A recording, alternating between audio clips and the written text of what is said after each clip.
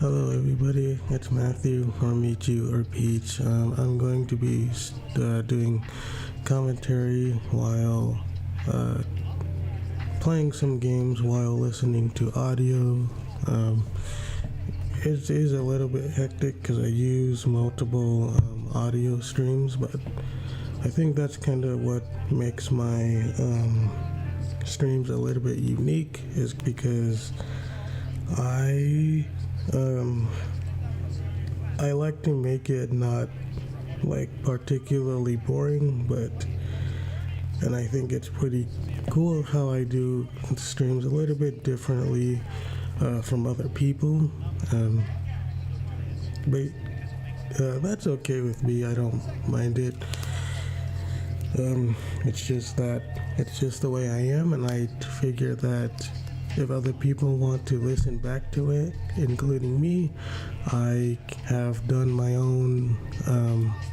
I can now just go to sleep on my own streams, because the more I realized it is that I kind of just got used to my own voice, and I'm okay now. At first, I was shy. I still am, but it's not as severe, and that you kind of just need to get over it, how you sound, and people will like it or hate it or whatever. I don't mind it. So what I have playing on this stream is I've got intelligence. I got like 8 tabs open, so bear with me. It's kind of chaotic. So I'll start playing this one now. The first tab is like intelligence, Jujutsu Kaisen, and other things like debating and whatnot. So that's the first tab. The second tab is lo-fi. I always like playing lo-fi in the background. I think it makes it easier to listen to, and I think my streams are easy on the ears. Easy on the eyes and ears. I'm only playing the videos at 144p because I have multiple streams going on at once, even though I have an unlimited data cap on the internet, and my internet's pretty fast, at least 1 gigabyte speeds, but I still want to try to limit myself if I can. Not because for one, part of the reason is slow down, and the other reason is I want to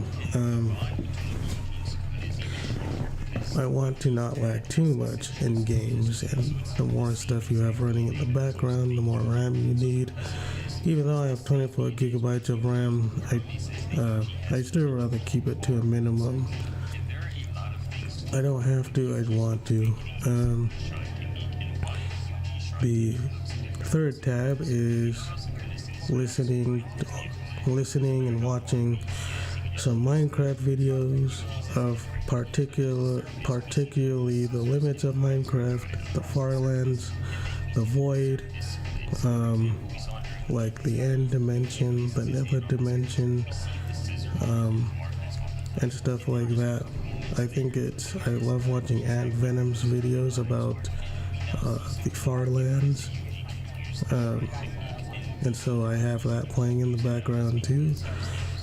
I also am listening to stuff like calm streams. That's the fourth tab. And the reason why I have this is because these are streams I have on my playlist on one of them, and I like listening to them because I like calm streams more. That's not to say I don't hate horror channels. I watch Queso, I watch to a lesser extent Markiplier and people like that. But the reason why I guess streams like mine more is that I don't really overreact to things. In fact, if people who talk to me in real life, they will see that they will see and know that I'm pretty boring to talk to at times, because I don't talk in a way that's very like I don't sound desperate, or in other words, I don't sound like I want to make a point. I just tell people how I feel and how I think, and people can decipher from there what they think about me. I don't put too much stock into it though, but that's why people find me boring. It's because I don't overreact to things, and I'm not bothered by a lot of things in life. If I had to sum up what my life is that I'm reserved. I try to take things within context. I love Jesus Christ. I think He's God. I'm LDS, and I just a reserved emo brown boy LDS who tries to love others and says that you shouldn't judge all people of the same group the same way, and you should try to use discernment. That's, I think, an important thing is that people they don't try to use discernment. But going to the fifth tab, it is talking about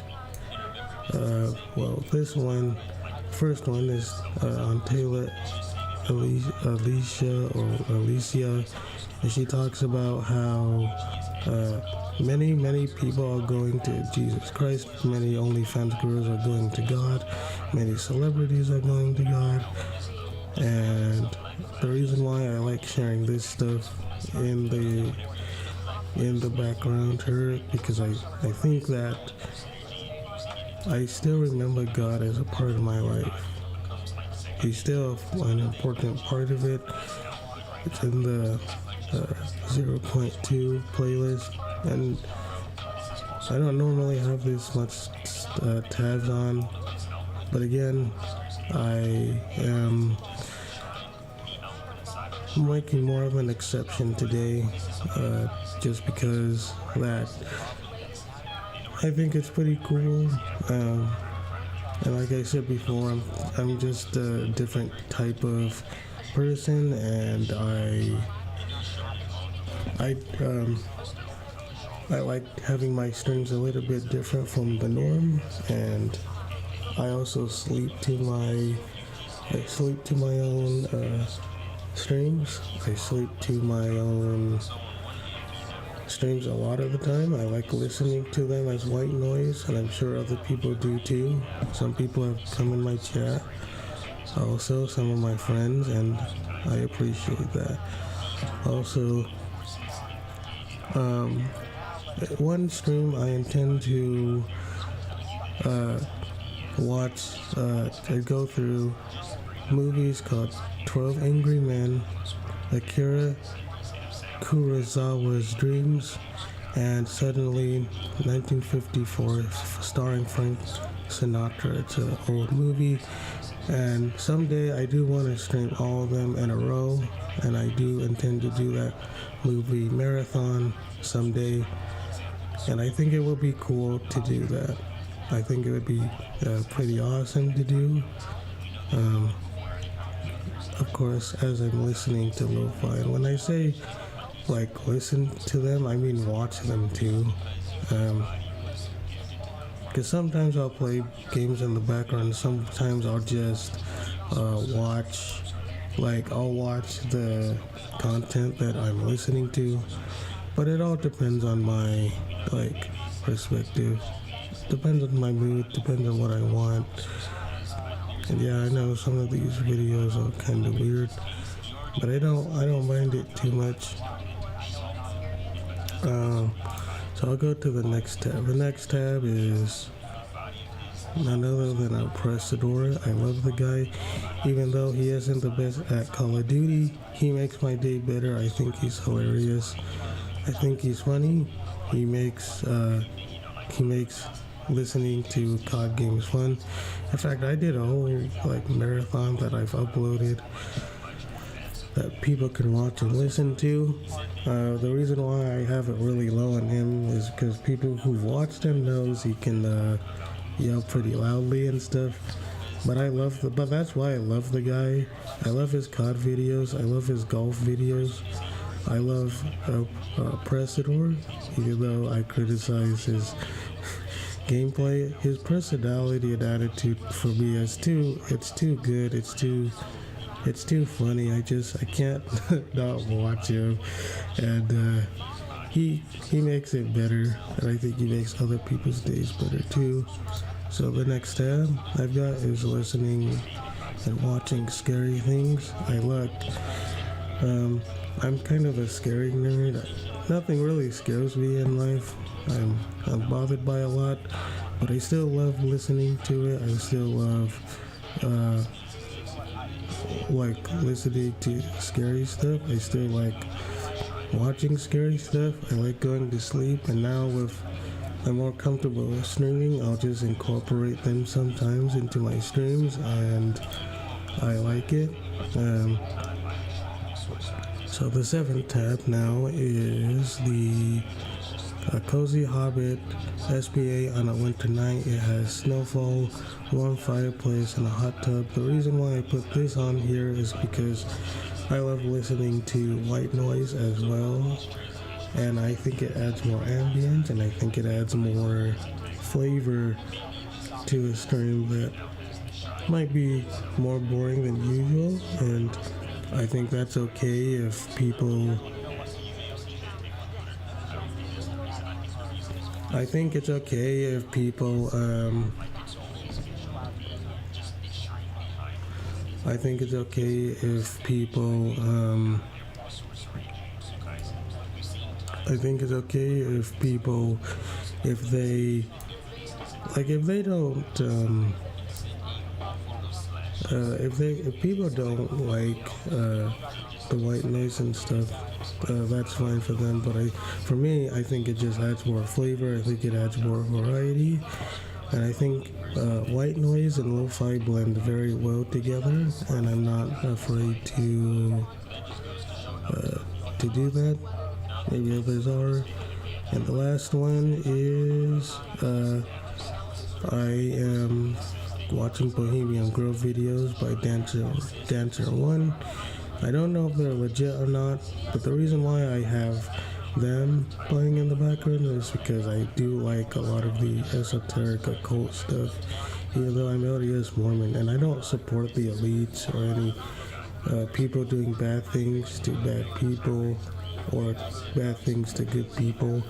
The reason why I have this playing is because Dancer might be the first one that has extensively filmed it. Now, I'm not saying if it's legit or not. I actually think it is, because they took down his videos on his original YouTube channel, but that doesn't necessarily prove or disprove. But I remember the first time I watched it years ago, and I was flabbergasted of what I not only saw, but I liked how I loved how soft it was. Of course, you have to, because it's a security place, highly security. But I love it a lot, and I think that there's nothing wrong. There's just nothing wrong with it. Wait, that's part 4. I got these kind of screwed up a little. Part 4. No. Well, maybe one day I will do a marathon of Bohemian Grove by Dancer1 too. So it doesn't really matter what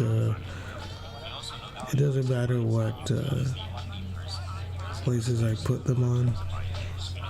I think it'll be fine.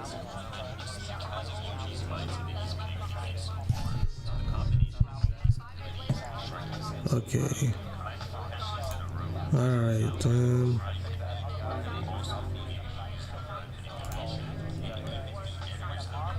I just want to see.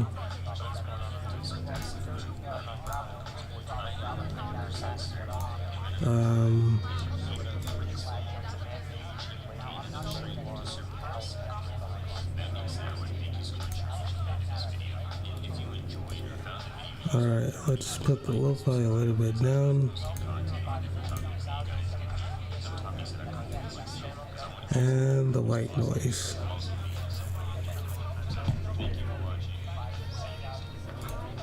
Alright. I think I am ready to go.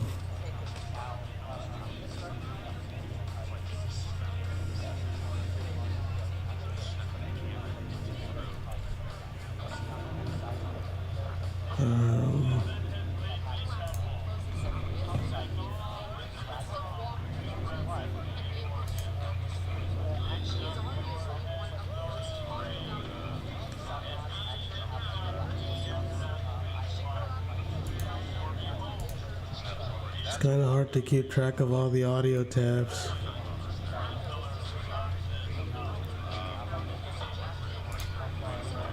But that's why I like it though.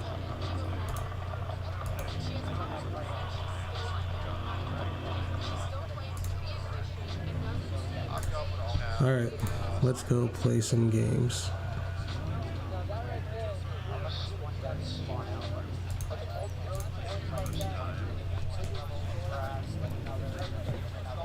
Yeah, this is pretty relaxing.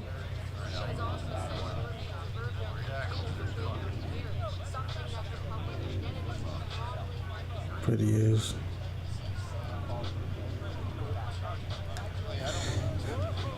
Alright.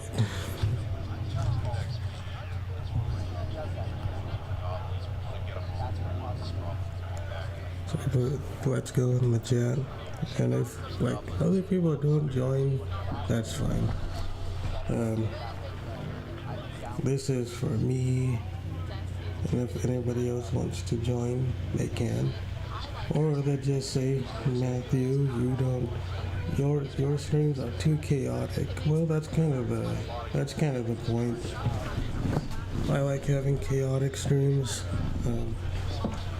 I think they're better for me personally. It's just the way I do things. Have streams. Now, I usually don't have that much stuff playing though. Like, I won't have up to like 8 audio tabs open at once. But sometimes I do. I usually don't. But that's just the way I like it. As I said before, I like my streams a little bit more chaotic than the usual, and I don't see what's a big problem with that. At least for me. If other people have it, that's fine. They can make their own streams, but the thing is, I like making my streams a little bit unique, as I said before. So I'm just gonna play Splitgate. I'm just going to go against bots because I could go against humans, but with the slowdowns and the lag, and I just don't care as much. And I think I'm pretty good at Splitgate. It's just that me personally, I'd rather not go so try hard about it. I mean, I've done very well in this first Splitgate and the second Splitgate. I'm a pretty top player, but as I've said before, I don't care to try hard anymore. I've been there and done that. And plus I have a controller that's screwed up. That's why I'm getting a new one right now. But I have a controller that, if you go to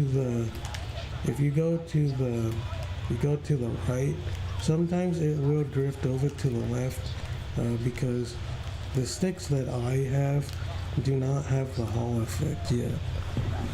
Like, they don't have it. I know other some PlayStation 5 controllers have it, but because I use a DualSense right now, some of the like PlayStation 5 controllers, some of the PlayStation 5's controllers, they don't really have They don't have the Hall effect yet, and I don't hate it, but yeah, it's starting to. The controller is starting to show its age, and it's not surprising though because I got it used from GameStop. So people want to say, well, it's your fault. It's like, yeah, it kind of is. I paid a lot of money for it. It's kind of expensive. The controller is good, but it is kind of expensive. But I'll probably say that I'm streaming right now on my social media. I just don't. I'm not playing that well right now. Part of it is I'm just tired, and I don't really care to. I don't really care for it to play well right now. I'm actually doing pretty bad. But the good thing is I'm not experiencing any slowdown. It seems like. So that's not a bad thing.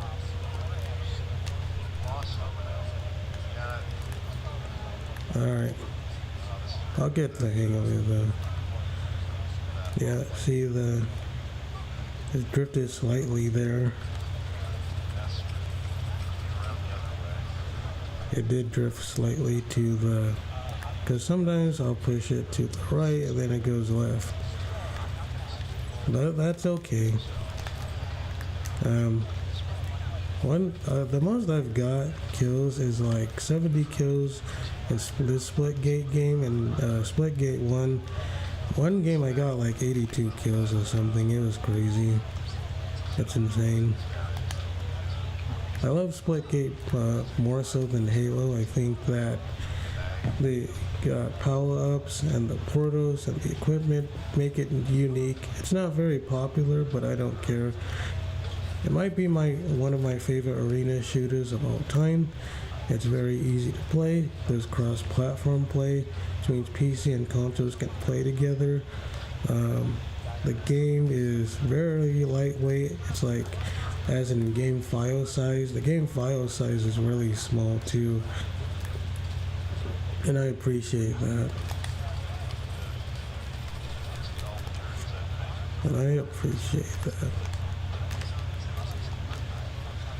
So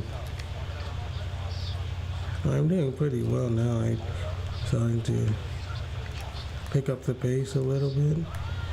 I'm starting to get the hang of it. I'm surprised of how well it's running because it usually doesn't run this well. But it might be because I'm running all the videos at 144p, that it's not taking out so much resources and stuff, which is not a bad thing because if it's going to be audio only, you don't need the best sound quality. It's not like watching a film. Well, the better quality is better, unless you're going for like a real retro and old school vibe and stuff, which is not a bad thing. I actually think retro pictures and lower quality pictures is better because I think it represents I think low quality is better because it represents it better, what you're trying to get out of it. So it's not a bad thing. And I got 33 kills. Not bad. The most damage. I got quite a bit of captures. I got the lowest at 4, but I came back and did good. I did good for my team. The bots are pretty good in this game though too. They're not like top tier, but that's okay.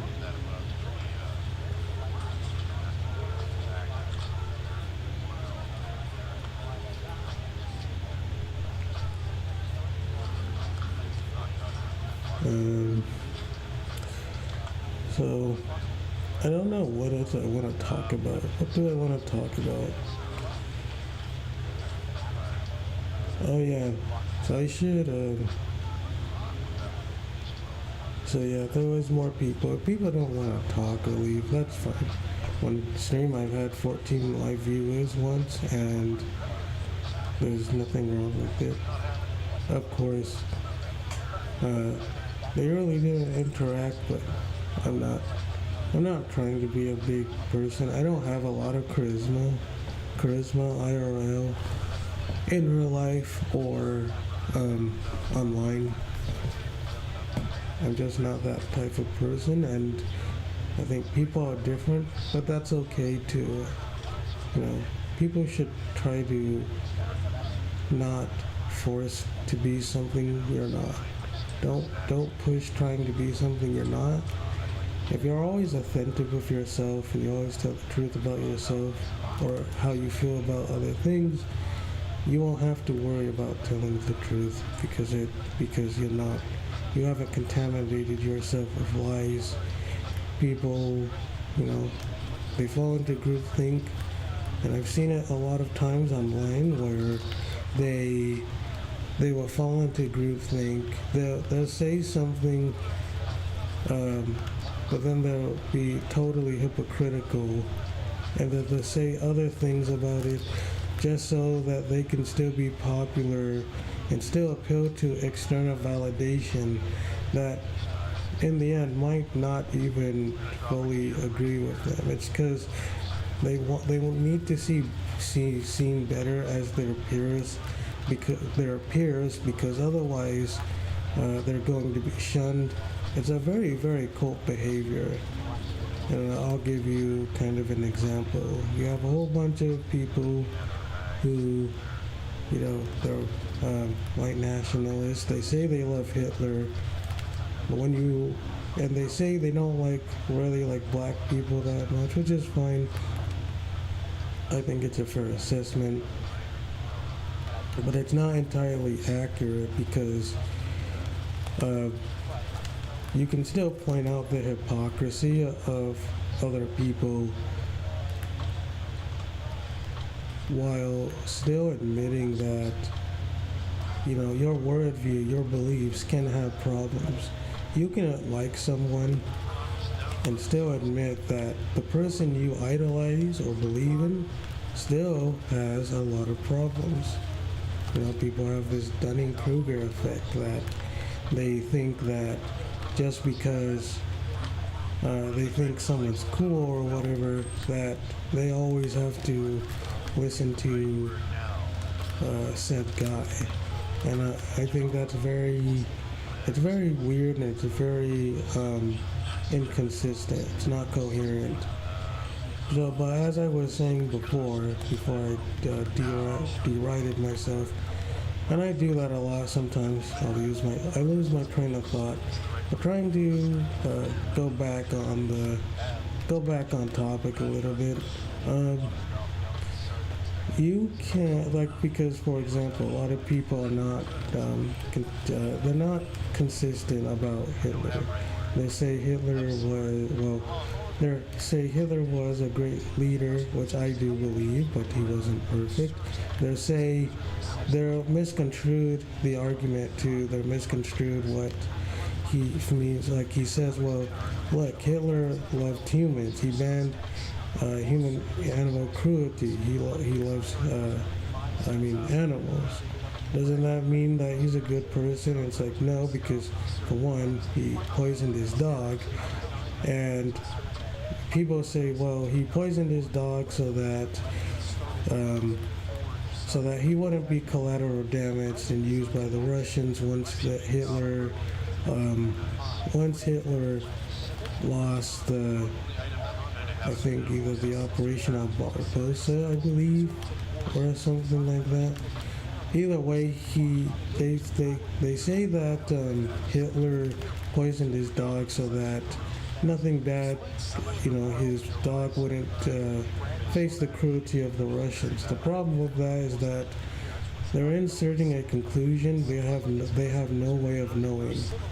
And I get the point, because you don't always want to believe the propaganda of your enemy, But the issue isn't that. The issue is that they're still presupposing that it has to be the case for Hitler to poison his dogs because he doesn't want it to be, cruel on, which is again ironic because he did show a lot of cruelty to others. He wasn't consistent. He had drug problems, and people could be cruel to him about that. I won't.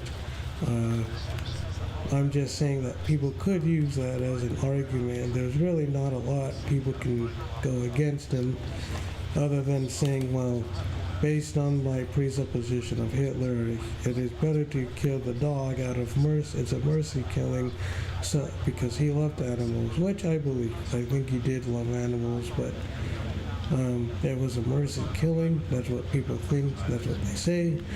White nationalists and Hitler fanatics will say, well, look, he killed his dog so that the dog wouldn't be cruelized against, which is possible. It is possible that could be the case, but the problem is that again we have no way of knowing that can be the case. So rather than trying to think objectively, that just because that you perceive that your side is better and that your side would never lie, just because you rule out option one, you rule out premise one, that maybe Hitler didn't kill it out of mercy, but he just wanted to poison it because he thought the Russians would torture it. But if you take that position, you have to support a lot of evidence, and there isn't a lot of evidence that one can say that the Russians would torture his dog. So I reject the first premise or the first claim that just because something seems to be the case doesn't mean it is the case. Just because something seems the case doesn't necessarily mean it is the case. It's just you're just putting your feelings and presuppositions into that. Even if you're being biased, even if you think you aren't being biased, there's still biasism there in any case. There's still biasism there, even if people don't really want to believe it, because you can say you're either completely for Hitler, and that judges, if you're completely for something, you better make sure that thing is perfect and not vacuous, and he wasn't. Many Hitler fans know it. I could go into how Jews maybe financed him. He's in the Epstein files. They say he's not. He is. There's a lot of other things too that are very, they're not consistent. Even within the Epstein files, he is in the Epstein files. He wasn't. I don't think he was particularly the God that people think he is. He wasn't the white savior. He killed a whole bunch of white people. People say, oh, well, he would never get rid of black people, but he had people of multiple races in his army. They say stuff like, well, Hitler had a whole bunch of, he had good people. He was good to kids, which he was. But that doesn't mean that it lets you off the hook. People aren't so black and white, and people really think the only thing white nationalists who love Hitler and think he's basically the white savior, and he wasn't. He was a drug-riddled person who had a lot of faults. But people think that because for some reason Hitler, they think he's some sort of almost perfect person, and that can't be the case either. People just make it up of what he wants. That's only because people are very self-biased, as I said before. But as I was saying before, going back to before Hitler was, before I said Hitler was a hypocritical drunk who actually wasn't as maybe as cool as people think. People have this misconception that everything has to be black and white about everything. You're either fully for Hitler and fully against Hitler. I think he did some good things. I think Hitler did some bad things, and I think he was a self-righteous hypocrite who was inconsistent. And now I don't mean to judge all people of the same group the same way, but the reason why discernment is so powerful in context is because it allows you to get down to not only the semantics so we can know what we're arguing about or against in a specific way, but people will tend to have cognitive dissonance, so they pick and choose what they think is true, and so they can view their side more favorably. And I'll say this a little bit about black people, and I'll say this about people of LDS lore and Zionism as well. Nazis. When I've debated Nazis or Hitler fans, it goes. A lot of it is just appealing to emotion, and it's appealing to a guy, Hitler, who was charismatic. I think he was actually a good leader at times in specific areas. It's just that if you don't think he's almost Mr. Perfect, if you don't think he's the white savior, then there must be a problem with you. Even though he wasn't, he actually did kill a whole bunch of white people. He thought Slavs, and he thought Slavs and Slavs were not white, or at least less than white. And I think that he also said that Polish were not, they weren't seen as white, and he killed a whole bunch of them. What people don't understand, white nationalists and Hitler fanatics don't understand, is that Hitler killed a whole bunch of white people, and there was also the T4 Action experience. He also, I think he knocked up a 14-year-old Eva Braun or something like that. And a lot of people say, oh well, he would never do the stuff that Epstein stuff he did. He would always be good to you. Yeah, if you want his good side and he believed a whole bunch of stuff that he did, then sure, because it makes him look better. But that doesn't mean that everything about him is but that doesn't mean that like everything about Hitler was like fine and dandy. It wasn't. Because if you're going to sit there and say that, oh, Hitler, he never harmed kids, he never raped them, he never allowed bad people in his army, that's not true either. He advocated for a lot of bad stuff, as I said before, the T4 Action. He killed a whole bunch of his own people. Even if you want to say the Holocaust is fake or real, to me I would say that's less irrelevant, because he wasn't consistent. He's not the white savior, as people think. He had a lot of faults. He had a lot of charisma and good qualities about him, but he's not God. He has a lot of mistakes. And you can be a white nationalist and a Nazi and still admit that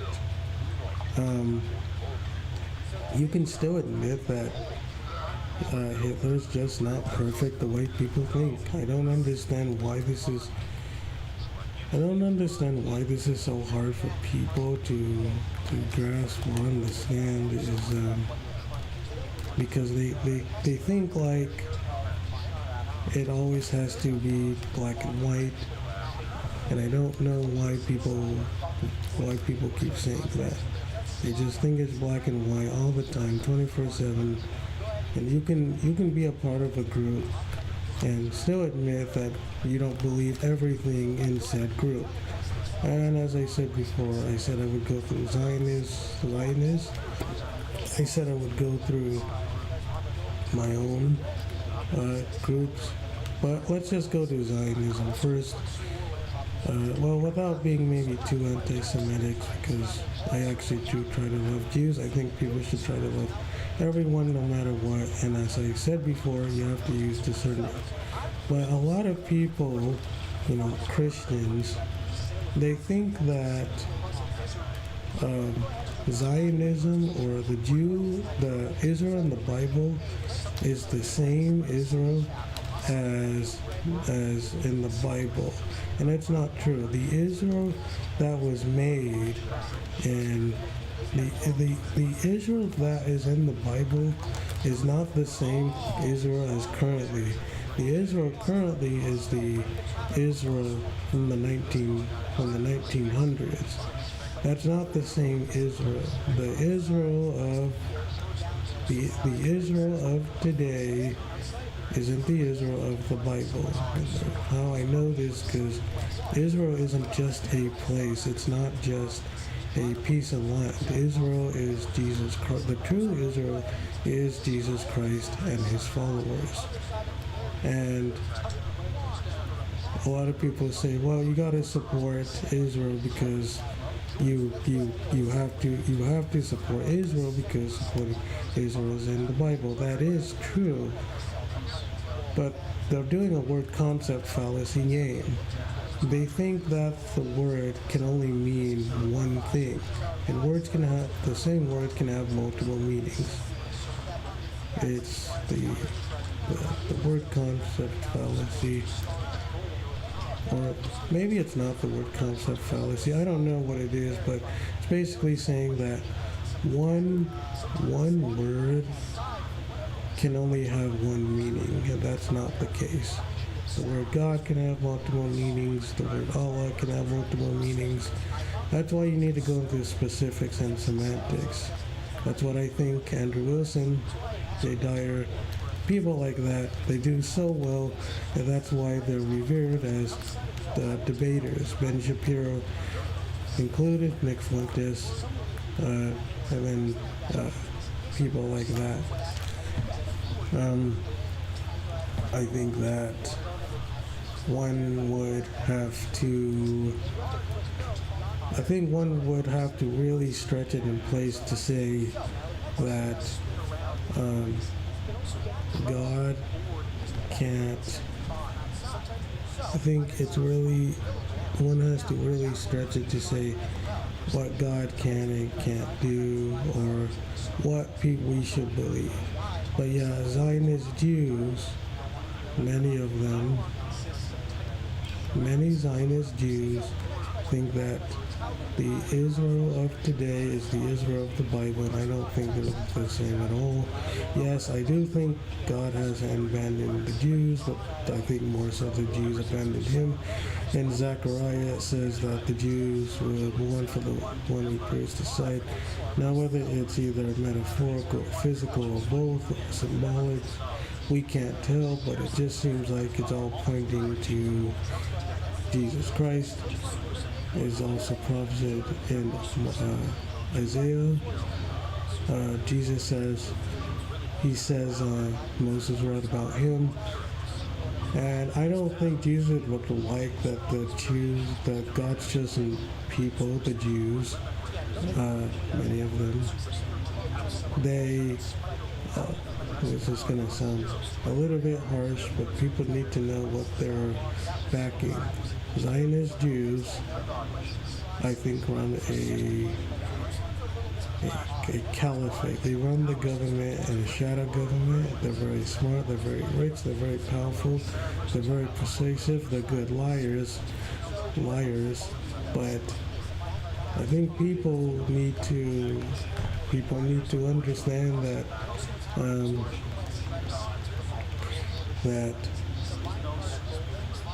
You can be a Jew and still not admit to it. And I don't understand it either.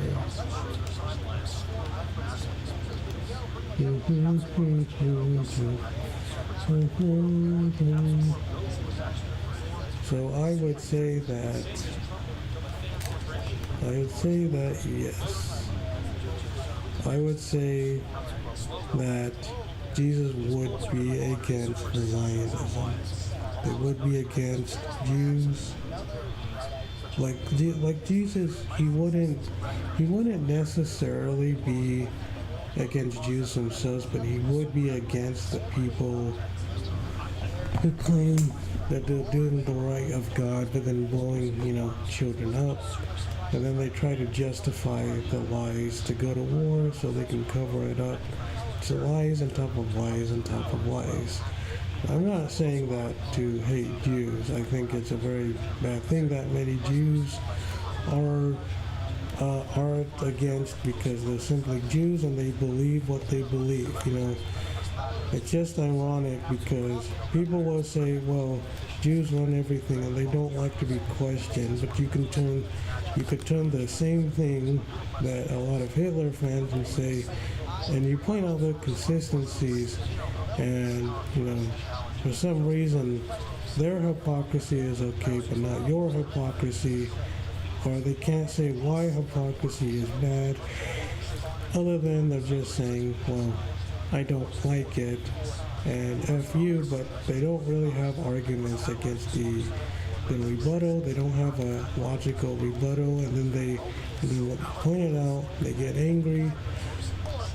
They really shouldn't, though, because there's nothing wrong with it. There's nothing wrong with it. There's nothing wrong with it that a lot of people, I just think a lot of people need to be honest with themselves. I don't think it's good to be a Zionist, and I think a lot of Christians, they misinterpret what it means, or they misinterpret the Bible. They don't take it within context because otherwise that would not be good look for them. So again, it's the cognitive dissonance working. You can see the cognitive dissonance working again.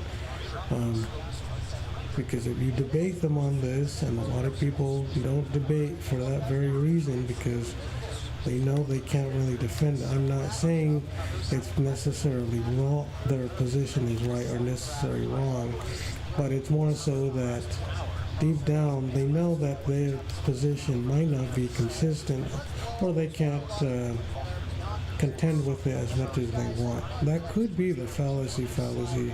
Just because you defend a position badly doesn't make said position false. But in this case, I think it is, because as I've said before, people conflate the Israel of the Bible to the Israel of now. And it's not a good thing to mess up. It's not a good thing to mess up. I think it's not a good thing. I think it's not a good thing though. People need to, watch out. They just need to be careful. They need to use discernment. Don't try not to hate anybody of any beliefs. Just try to point out the hypocrisy. Try to be gentle. Try to tell the truth, but don't do it in a condescending way. Try to tell the truth in love, and try to be rational. Try to be reasonable, even if it comes to your own beliefs. So I think that there's a lot of problems with Zionism. I think there's a lot of problems with the Zionist Jews. I think they control a whole bunch. And I think Christians who promote Zionism, they say a lot of stuff that they can't defend, and if they were to get into a debate with any competent debater, they would lose because they get on the Muslims, but they don't get on the Jews. They think Muslims are okay, or a lot of them. Well, they don't think it's okay, but some people say, well, look at the Muslims also. It's almost what about is, and it's like, look at the Muslims also. They believe in the divinity of Jesus, so therefore they're better. But a lot of that is just a mask to hide that a lot of, Islam is very, very anti-democracy. They're very anti-woman. They're anti a lot of things. And people wouldn't have very much fun as they think. The only thing you can say about is that, well, they think Jesus is divine or Messiah or prophet, but they don't go farther than that, and they think that that's a slam dunk against Zionist Jews. But Israel has a lot of problems. Muslims bring a lot of problems. Islam brings a lot of problems. And so, yeah, I think there's a lot of work, and I think there's a lot of self-righteous hypocrisy there. Okay, so now I'm going to move to the next thing, the black thing. Yes, I'm black, but I've been very outspoken. I've said that black people should try to become, try to self-improve themselves. I think they should try to have more self-control. And a big issue that a lot of black people in the black community, they don't seem to want to admit that a lot of people in the black community will not admit that. A lot of people in the black community don't want to admit that.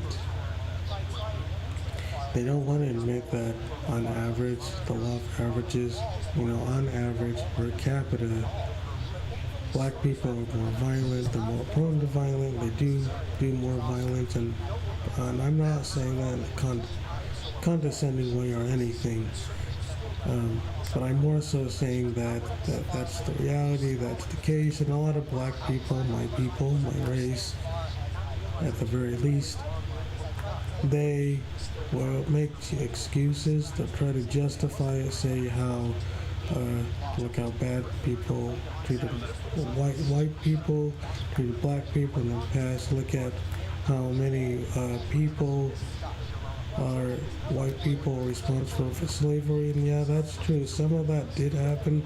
The issue is that most white people did not have slaves, they couldn't afford them. Slaves were very expensive, and there was a lot of black people who held slaves even before white people. White people did it. Now, it's not to say that's not an excuse, but I think we need more context. If you're going to blame white people for the things they did in the past against people who had no ways might not even hold those views, you shouldn't generalize people into groups like for white people. Most white people are not slave owners. Most white people probably don't even hate black people, and a lot of the issues I think in the black community are very self-inflicted. And what do I mean by that? Well, as I've said before, blaming other people just because some people in the past did something to your ancestors, which we might not even know could be justified if they were like murderers or something. Not excusing it, I'm just saying that could be the case, because there's I think a lot of media bias, and I think there's a lot of media bias today against white people to make them look worse than they actually are, and that's a lot of propaganda. I think a lot of the issue is that black people are like allergic to, I think black people on average are allergic to accountability, and they try to justify it saying, well, like we need reparations and stuff. But the thing is, I'm black and I've really never had a problem with much of anybody. A lot of people do not like people who are obnoxious, judgmental, and they don't know when to be humility and accept. They don't know how to accept no. They don't know context. It's all emotional appeals, and I think it's a very bad thing to argue from that vantage point because you're not going to be objective about it. And the objection is black people do commit more crime on average than any other race on average. They're more, it's kind of like saying black people on average are just faster runners than white people. I think some of it is genetics. Some of it is hard work. Some of it is just genetics. Black people have higher bone density on average than other races. Black people age better on average than other races too, because of the melanin, because of the calcium in the bones, because of the strong bones, because of the melanin, which allows the body to recover quicker. We don't sunburn as easily as white people, and I don't even fully agree with white people. But I just like to say the facts. But the facts are white people do a lot less violence on average than other races. I'm going to say it, and I'm going to give them positives too, and on the law of averages. I don't base the law of average on how well you should treat people and stuff. I think that would be a huge misnomer, and I think it would be bad. But in terms of saying the truth about races and about beliefs and other things, I think we should try to be more discernment. We should try to be more fair. I think it's very fair to say that I don't hate my own race, but I just want them to self-improve, and I want them to try to have self-control and self-improve of themselves, while still maintaining I love my own race. I love black people, I love white people, I love all kinds of people. I love non-believers and believers alike, because I don't judge people of the same group the same way. That really is what it comes down to. You can't judge people of the same group the same way, and you should try to not bring self-bias into it. I do love my own race, but for some reason, people assume that I don't. They're just assuming the conclusions based on claims or statements without context. That's why context and semantics are very important. And when you explain this to people, they look at you funny, they look at you like you have three heads, only because you simply explain to them why this could just be the case, or why this is the case, or how it's the case. You don't even need a why, it's just pragmatic. So I just want better behavior from the black community. But black people have also shown amazing resilience too. I think it's unfortunate that a lot of people label black people together, but black people do it to themselves, and they do it to other races. All in all, we should all try to get along. I know that sounds cliche, but it really is true. We should try to get along no matter the beliefs or the race, and you should try to use discernment, because if you don't, you're going to be caught in a loop that will be biased against your own.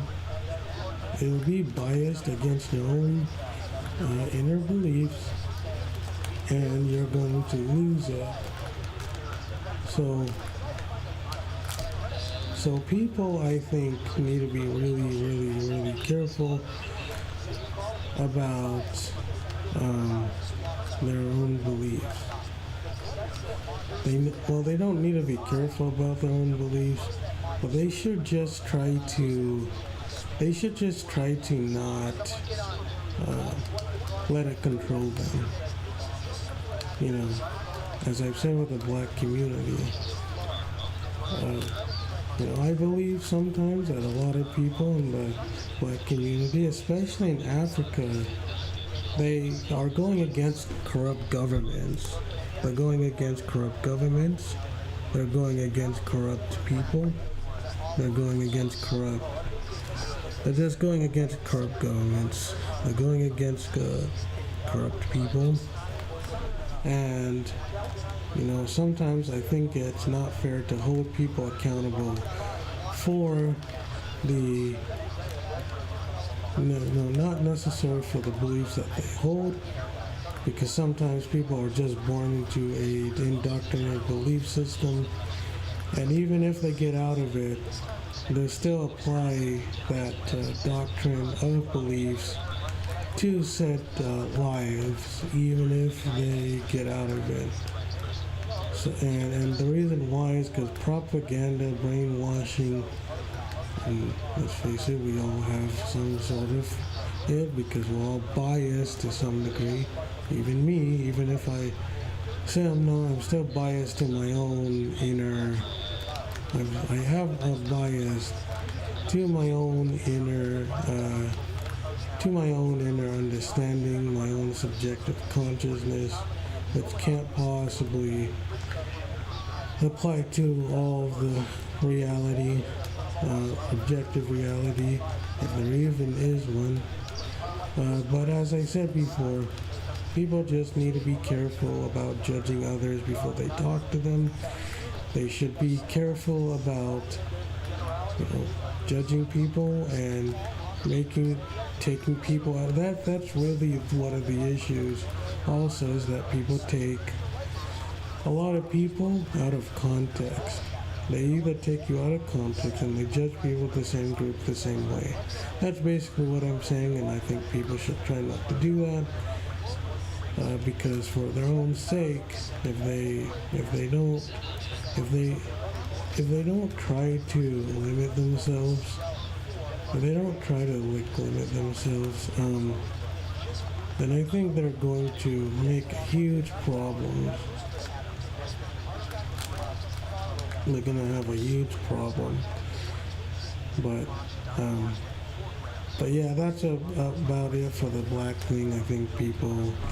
I think wanting self-improvement from your own, whether it's your own race or your own beliefs, is not a bad thing, but it's also not a bad thing to not be self-righteousness or not judge people the same group the same way, and use discernment too, because otherwise, as I've said before in the Hitler case and the black people case, people are just going to take you out of context and run to their own inner bias that validates them.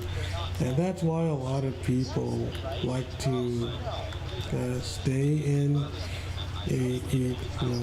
that's why a lot of people like to stay in groups, because it validates their self-biasness. It validates them, and so they don't want to leave, even though groupthink, I don't think is necessarily a good thing. I don't know if it's always bad, but it's not necessarily a good thing. And I think people need to be really careful with that. So I talked about blacks, I talked about Hitler, I talked about Zionism.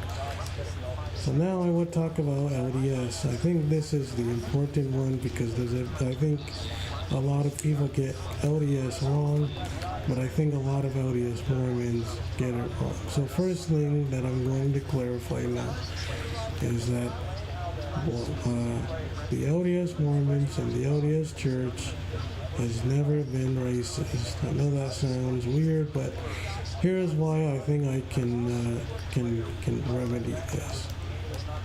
If that was the case, that for one, we have to look at what it means, because is that the reason why I don't look at it as racist, because people take the scriptures, the LDS scriptures, out of context. They take the turning brown skin out of context. They say the Lamanite stuff is out of context. They take a lot of stuff out of context that I think is very bad. People, proponents against it, take it out of context. For example, I love Jay Dyer. I love his debate style. He's one of the best. I've learned a lot.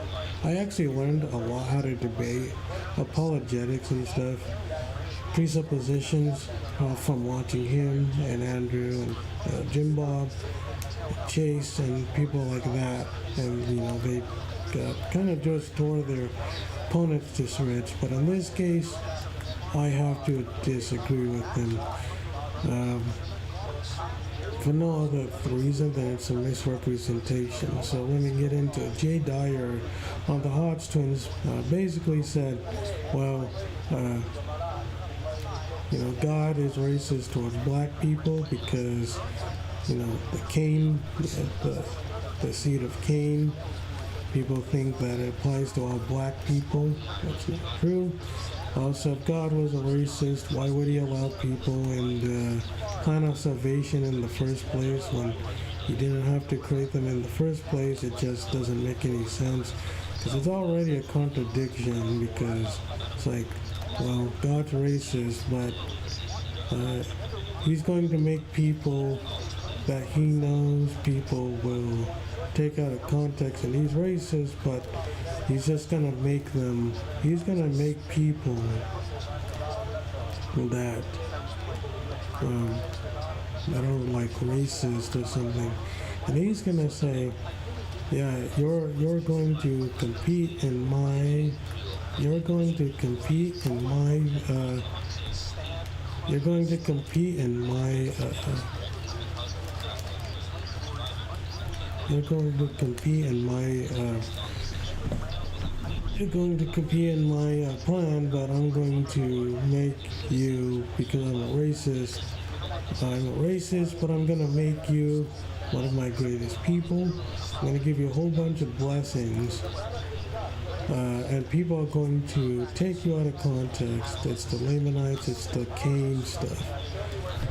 The stuff about the Lamanites, it says, well, the curse, because God cursed them with black skin because they turned away from him, not realizing that the black skin isn't even, the black skin wasn't the curse.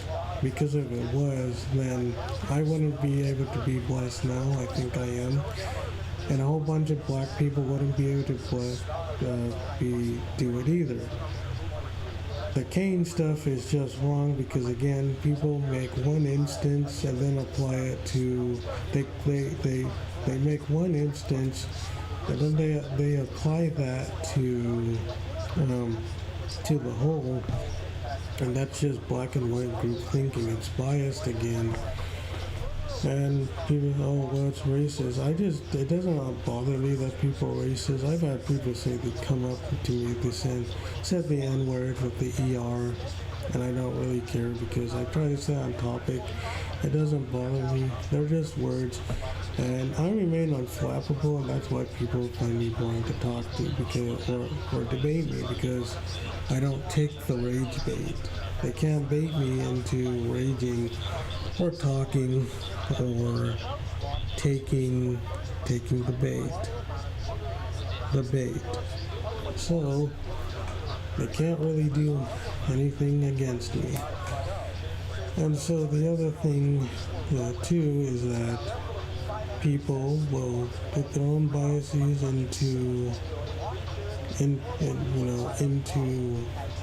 whatever it is that they think it is, and they don't have a second thought about it.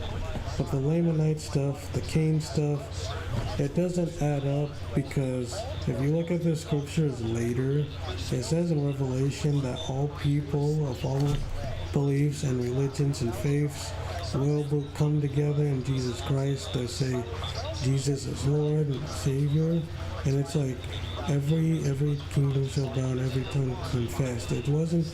I don't think he is for like the elect stuff, as some Calvinists and people think, or maybe Protestants think. But, people say, oh, he came for the elect. Now that word can mean different things. If you're talking about people who accept Jesus Christ, then sure.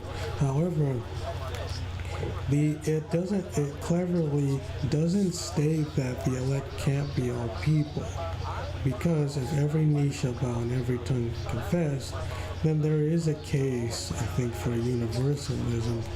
And I think that's what's cool about Christianity is not a one-size-fits-all. A whole bunch of people can become to Christianity, and I think that's why Jesus is a highly respected figure. Even people who don't believe him, they respect him as a historic figure because he loved the non-believers, he loved the outcasts, he loved females, enough so much so that he went to a female first after his resurrection, just so it can give more credence to women. He loved women, and I don't understand the whole anti-women stuff. Even as a joke, I just think it's weird. But in that case, yeah, the black skin stuff and either the LDS scriptures or just the Bible scriptures or Christianity scriptures, because many people think that LDS people are Christians. It's their right to think that way too. It's just that I don't think it's a very good argument, but people think that they can think that if they want.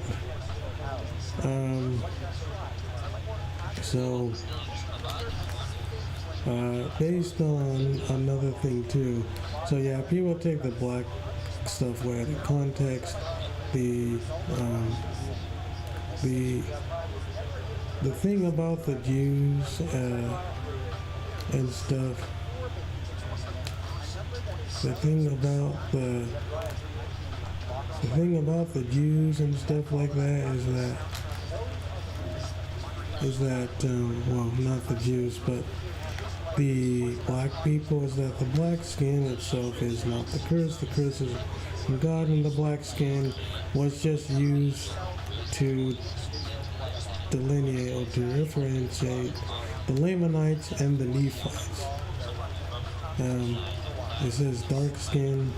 You could use the word for black, dark, darkened.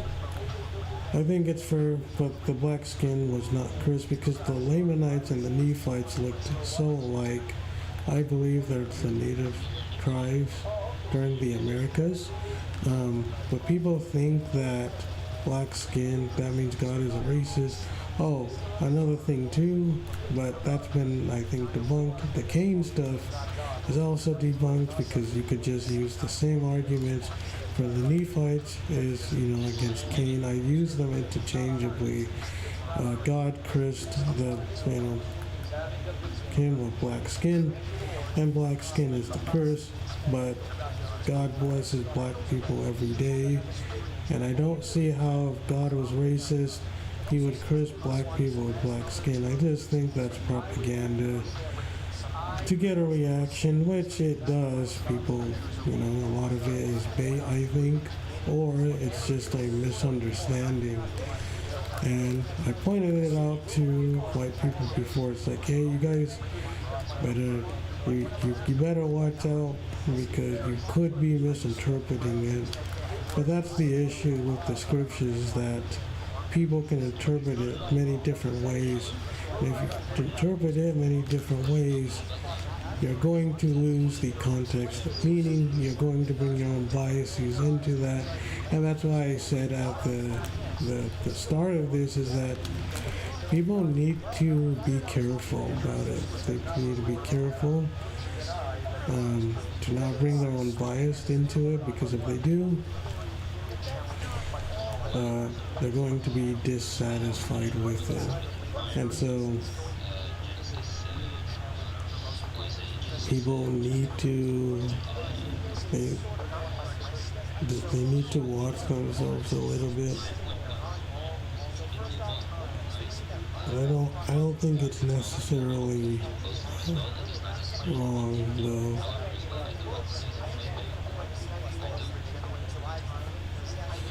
And so the black skin stuff, either with the Cain stuff, which is wrong, because in Revelation it says people of all different groups and beliefs will get together.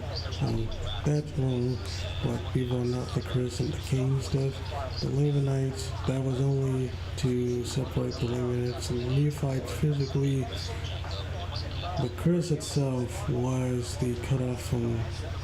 It's more so that they didn't have themselves with God, not the black skin, because if you look at later, the Lamanites are actually more faithful than the Nephites. Well, if God is such a big racist as people claim, and the against being the LDS scriptures as people think, why would God bless black people who he supposedly hates if he was racist? Why would he bless the Lamanites with more than the Nephites? Because the Lamanites were being more righteous to God, and they were pleasing him. So there, people just need to be careful with that. Also, debunking the myth that the LDS is racist. That's not true either.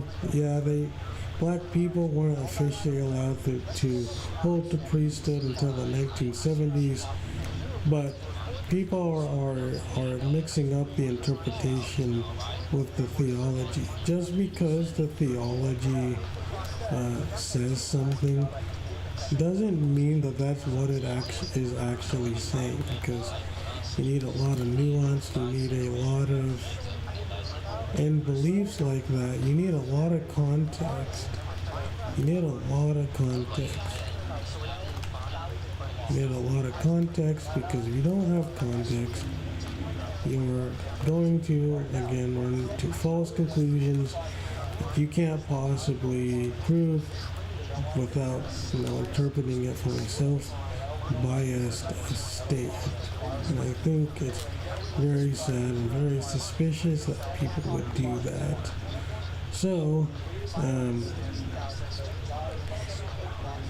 going back to the priesthood stuff, black people at its conception during the 1800s, when the LDS began under Joseph Smith, Brigham Young,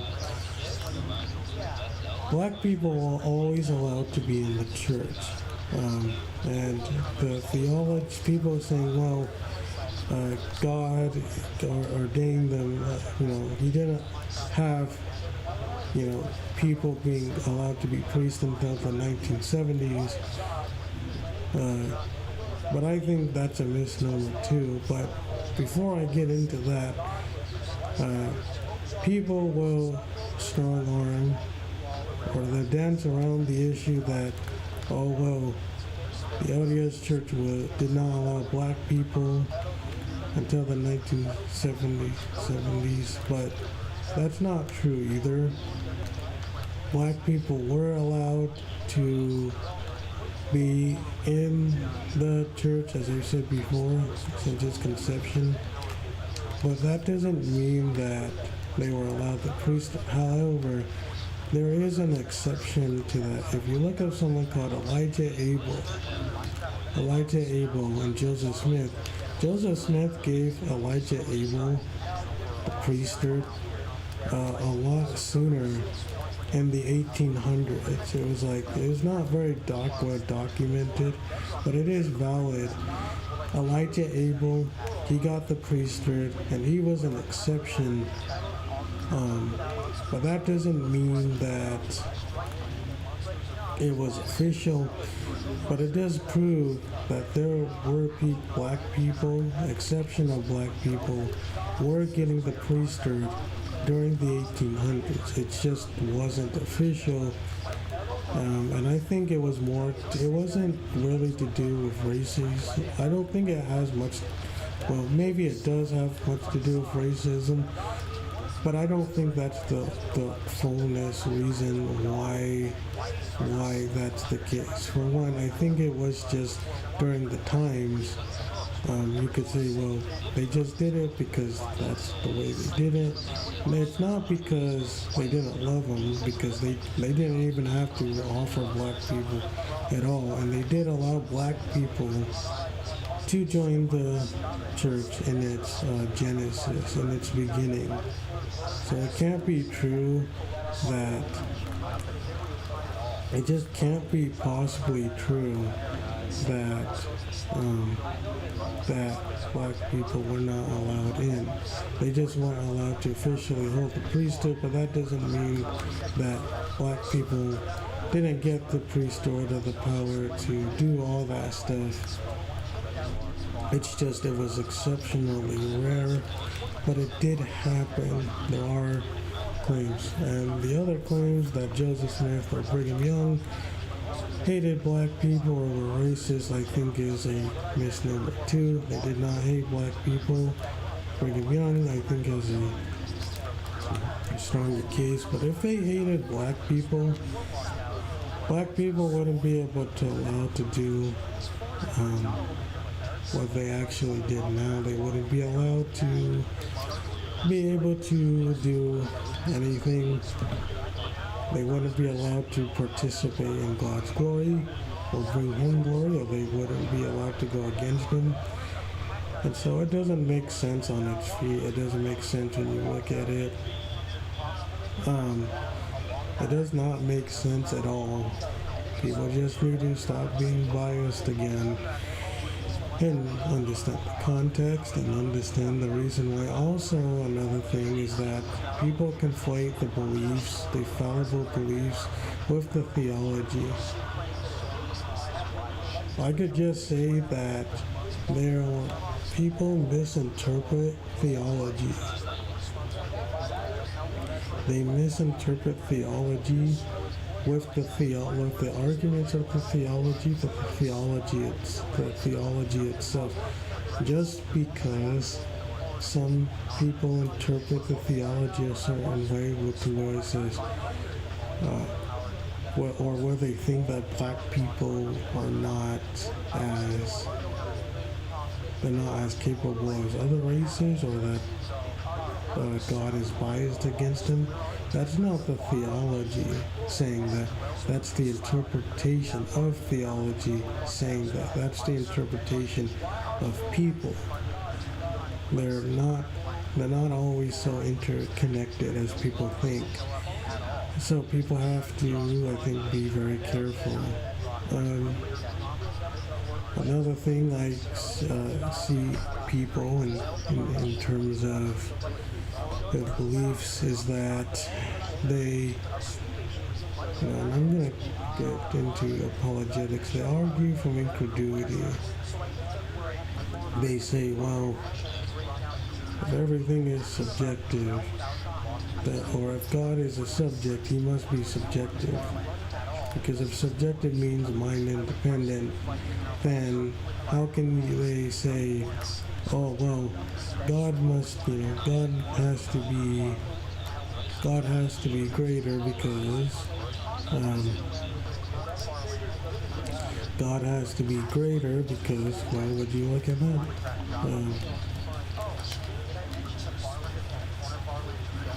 God has to, essentially be greater because how else could it be that way?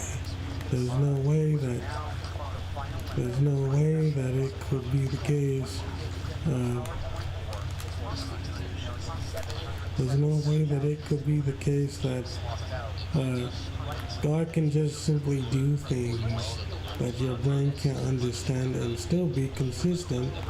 Just because you can't understand the logic of God fully does not mean God can't do something or that it's invalid. So, for example, people say that the transcendent argument. Now, I don't think transcendent argument gets to God, but basically the transcendental argument says X is the necessary precondition of Y therefore X.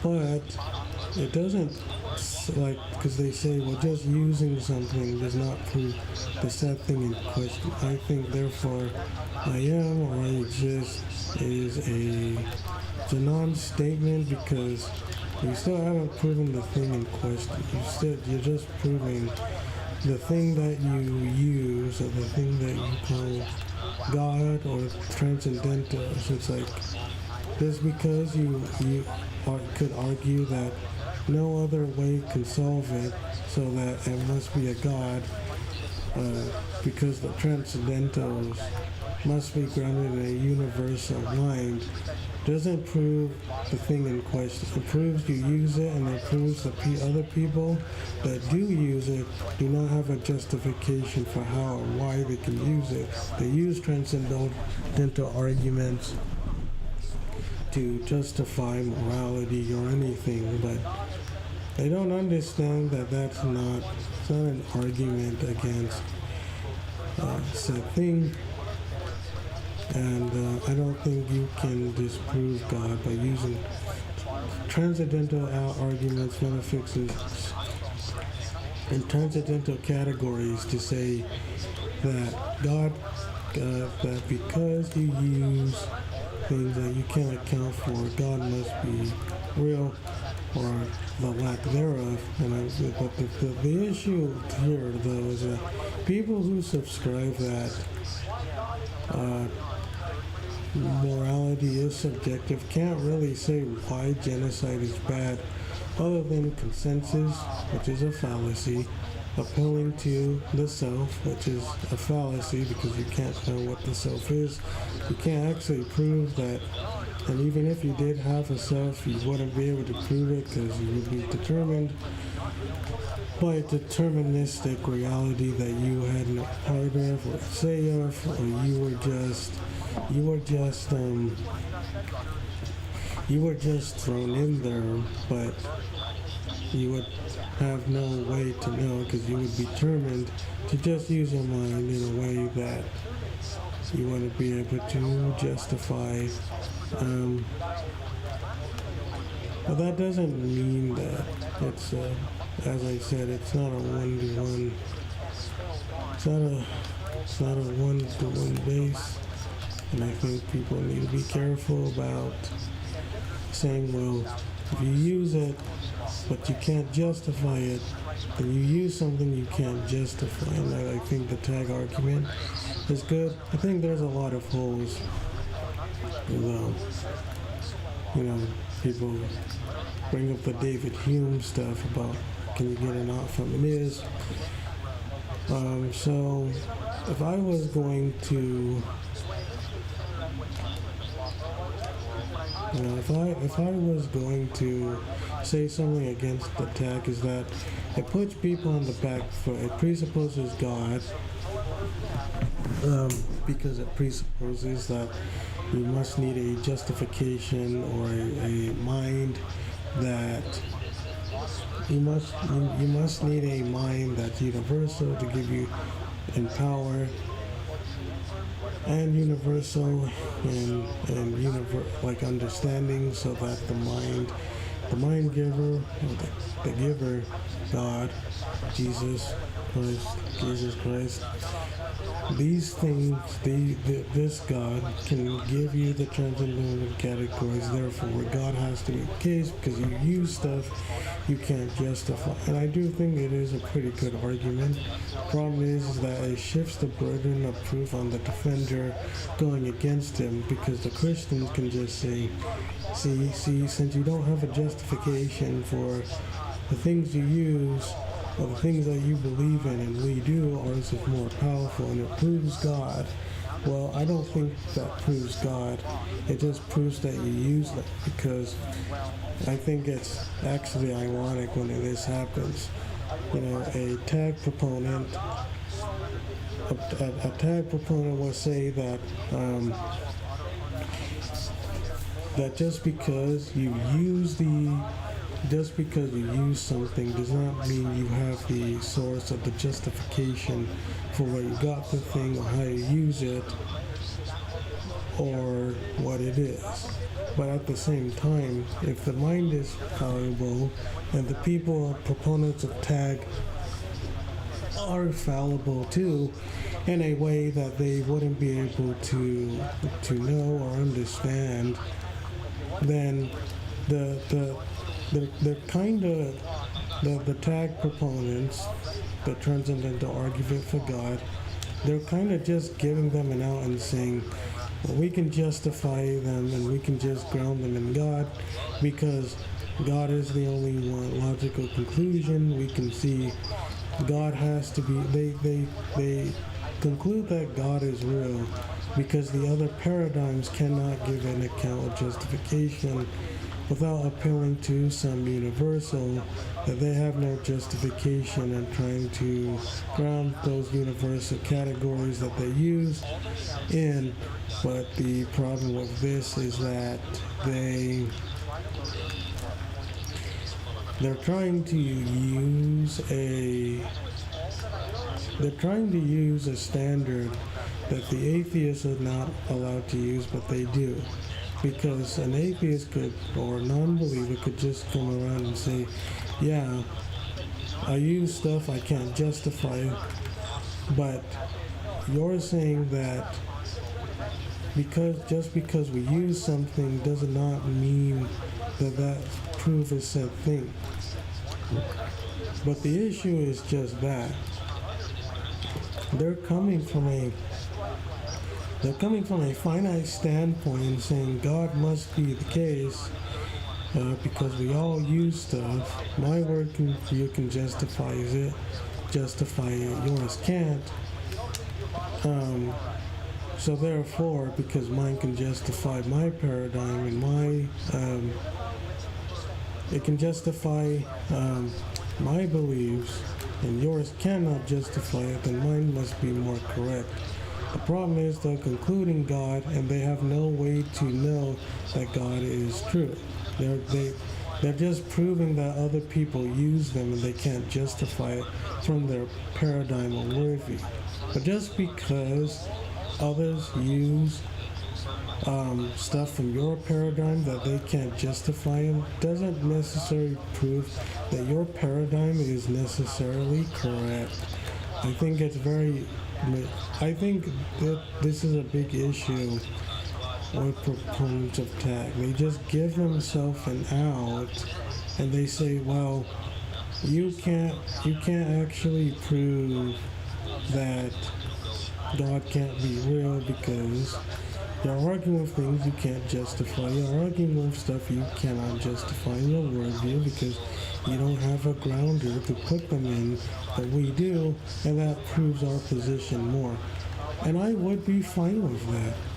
The problem is that they want to go a step further and they think that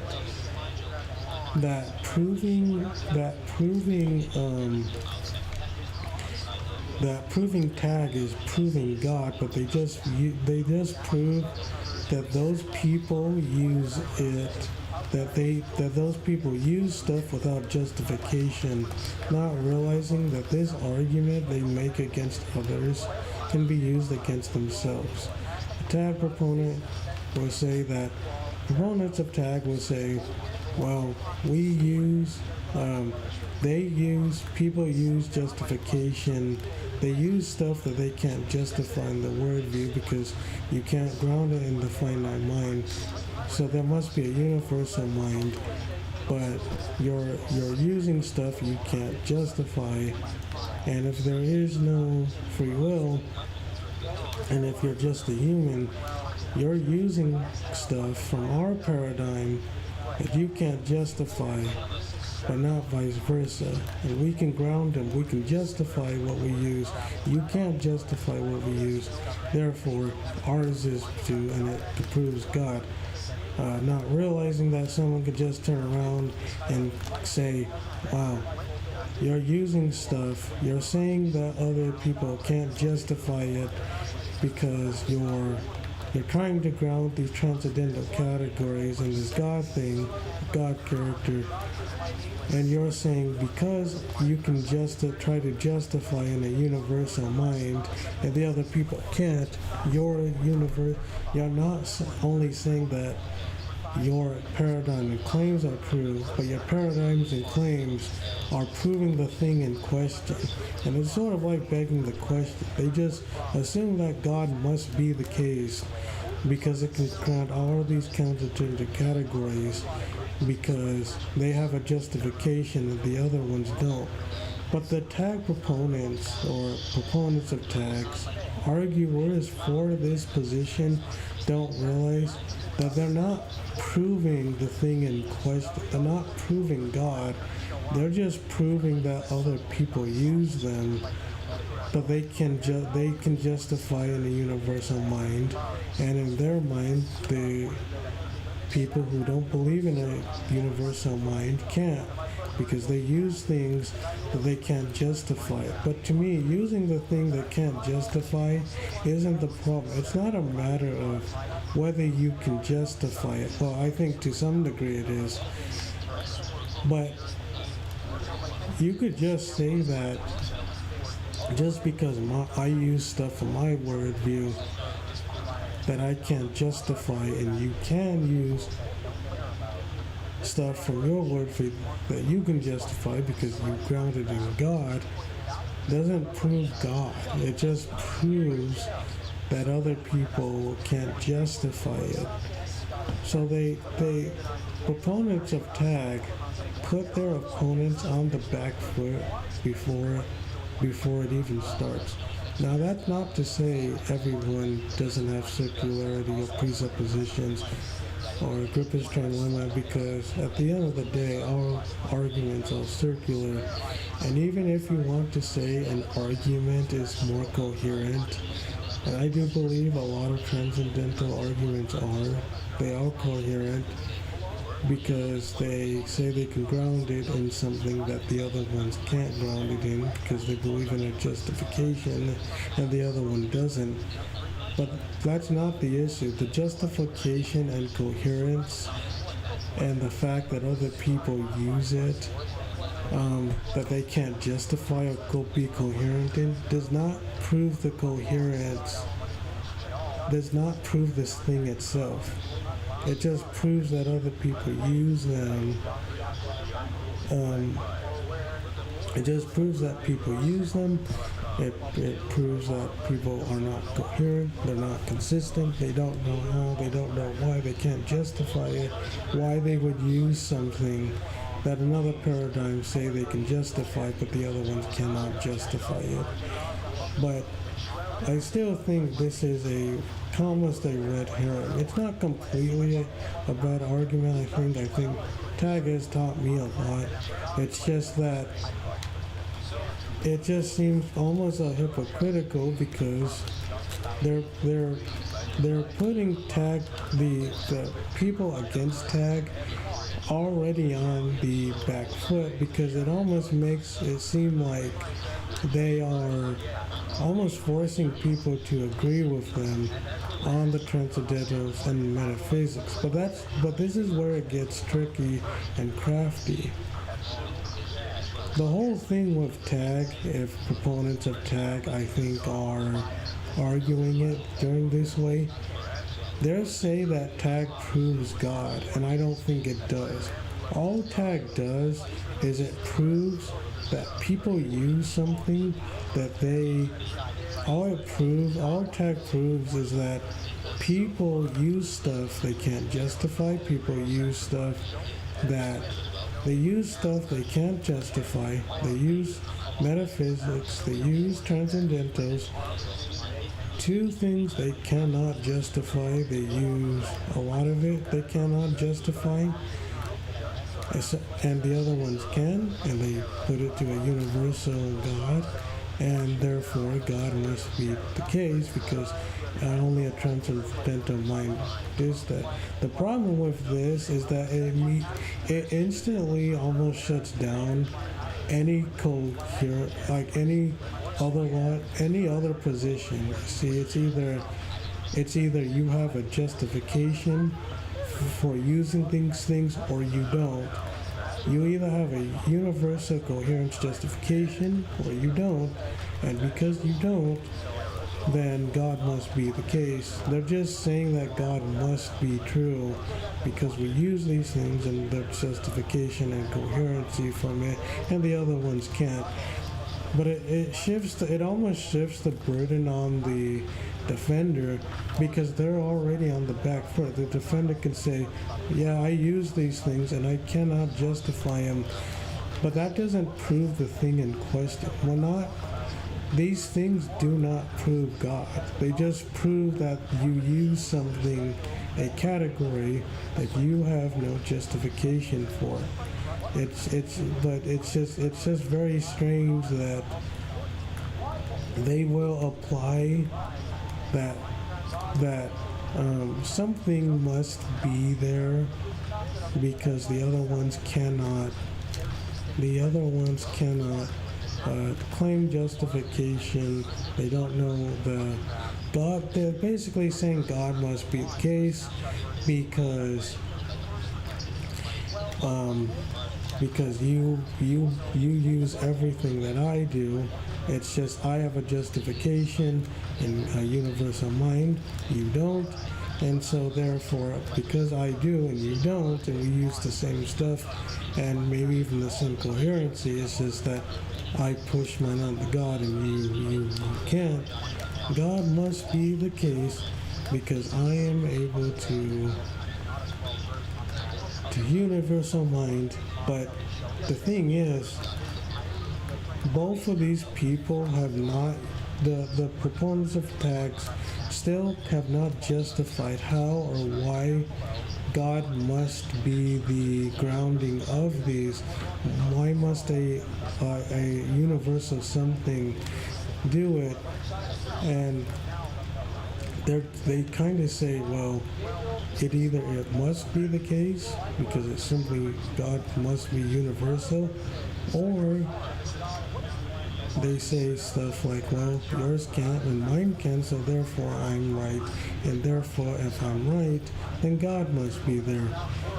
They're not proving God, they're just proving that whether you can give a coherent consistency of justifying what you use or whether you're not. You can just say that you can justify a lot of things that you use, and you can just say, well, I justify my thing in using it. I don't think it's a good argument. I think it's very bad that someone could say that. Or someone can say, well, even if I don't have a justification, you do have a justification for what we use and what's coherent. That does not prove the coherent justification of appealing to a universal mind does not mean that the universal mind itself exists. They're trying to appeal to something that they might not actually have access to. It's like, how do you have access to truth? And I do think God exists. I think it exists. But people they're just not being coherent or consistent. I think a lot of tag people do it too. I think it's wrong, and I think people need to be willing that even if something is true, like it's kind of like saying that just because a claim is true doesn't mean your conclusions of said claim are true. Like, you can be correct about something and still not be correct about the conclusion, because it's proponents of tag just say, well, basically saying God is the universal category. God is the grounding of everything that we use and do, and He's just the coherent justification of what we use, and the other ones can't. Therefore, God. But at the same time, even if that's not the case, there could be another position that we don't know about, but they're not even willing to have their mind open. I think that some of the times they like, I don't think presupposition is bad or wrong. I think it's very good, but I had to think about it. It's the same thing for a while and say, maybe I shouldn't always fully believe and take a step back. Same thing with the LDS belief system. I personally believe that God made the universe of eternal matter or matter that he created. Now that may sound weird because I reject ex nihilo, but I don't reject it for the reasons why people think I do. Because most Mormons say God can't create the universe from nothing. God can't create the universe from nothing, so because God has to obey like logic or whatever. The problem with this argument I see from a lot of my own, and this is what I'm going to criticize my own belief system, Mormons, LDS, Church of Latter-day Saint followers. I'm just going to say, just because I believe it does not mean that that's exclusive. For example, it's very possible to say that God can do things that we might not be able to comprehend or understand or get to the bottom of. So you can say stuff like, well, I don't believe God can create a square circle. I don't believe God can create the universe from nothing, but it has to be this way because I think a lot of the Mormon arguments boil down to if God created everything from nothing with no choice, is that we can't have free will if God created everything from nothing without our choice. And I do think to some extent that is true, and I think that's why it's a big argument, is how can you have true freedom or free will, if you will, if if you have a universal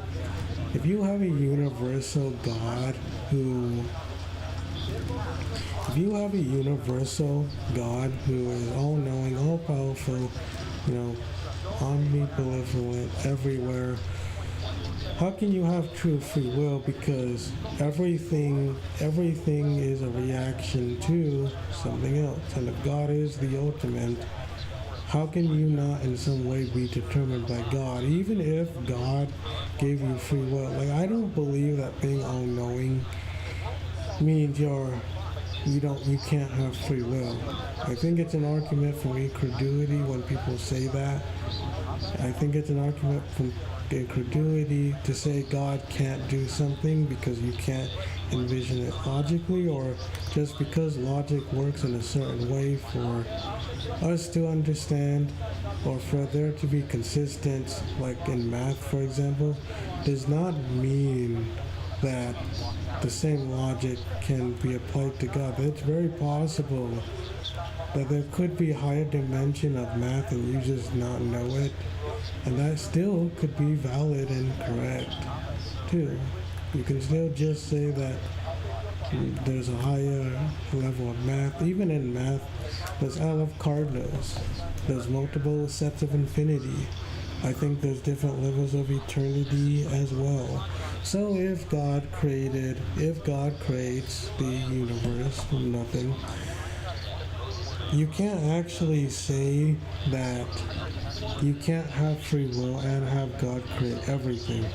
Just because it doesn't make sense to you, and saying that I can't see how it could be any other way, because an all-powerful and all-knowing being must in some way say you have limited freedom and free will, I think is an argument is from incredulity. It's basically saying that I can't envision how that could be the case, therefore it can't be the case. It's like saying, well, can God create a married bachelor, or can God lie or erase himself? And I think there's a little bit twofold for the question. For one, on the one hand, the typical answer is you could say that God, that the question just doesn't make sense because God himself or itself or herself, whatever you think God is, I think it's Jesus and the Holy Ghost or the Holy Spirit and the Father. But regardless, if God can overcome things like if people can say, if God can give beings ultimate free will according to their nature, but they still but God retains his all powerful and all knowing being and status, that doesn't mean that you can't have ultimate free will according to your nature. That doesn't mean that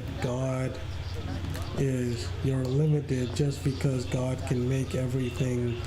God can do things that you can't understand.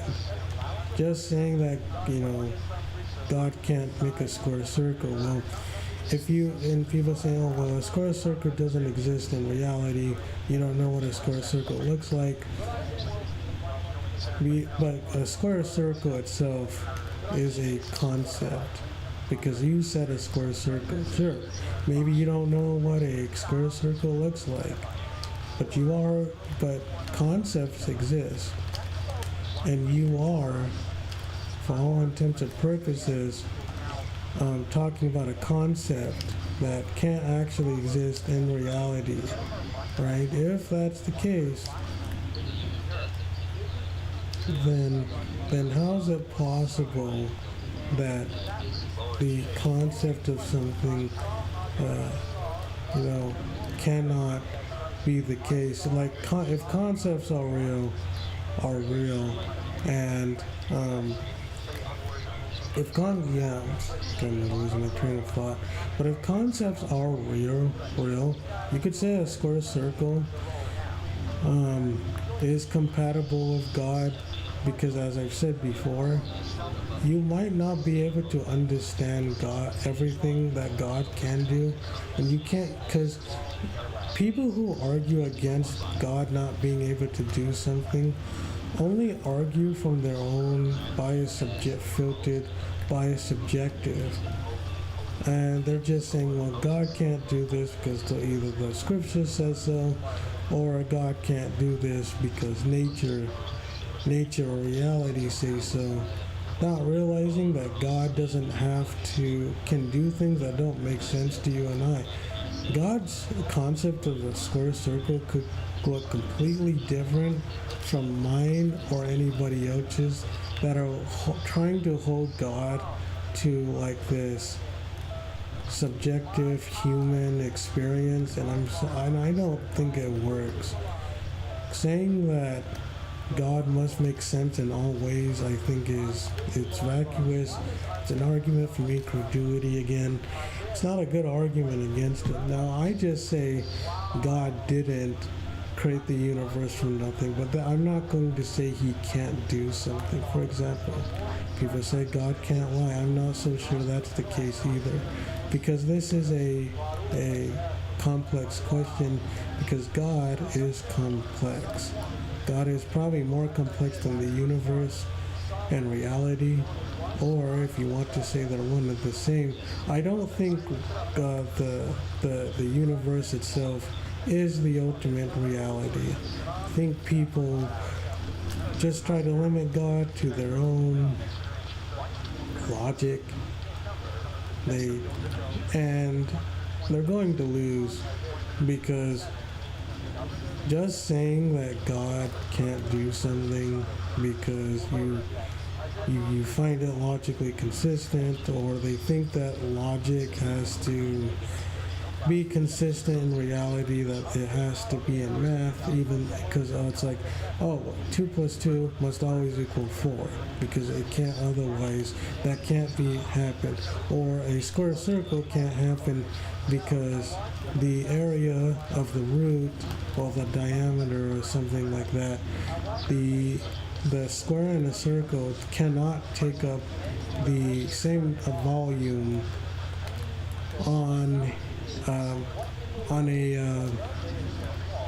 it can't make up the same volume for all angles and stuff. And because it can't do it, you can't have a square circle with the same area surface or the same diameter surface or the same whatever in math. And it's like, well, normally I agree with them. It's just that they can't know that higher dimension math or math works differently for God than anything else. And that's kind of what I'm trying to say and get across to others, is that how do you know what God can or can't do if you don't have access to God's abilities? And when I mean abilities, I mean his thinking and his intelligence, his knowledge, his power, everything. So abilities is just one way to sum up everything into one without going through them semantically and sporadically. So it's like you don't have all of the abilities of God to actually know what he can and can't do. You're just assuming that God can't do something because from a fallible standpoint, you can't see any other way to do it. It's a fallacy from incredulity to say, I can't think of it, therefore God can't do it. And that is an argument from incredulity. It's an argument from, it's not a good argument against what God can and can't do. I think God is very capable of making a universe from nothing if he truly chose to, if he truly wanted to. And I think there's different levels of eternity, so maybe I'll get into that now.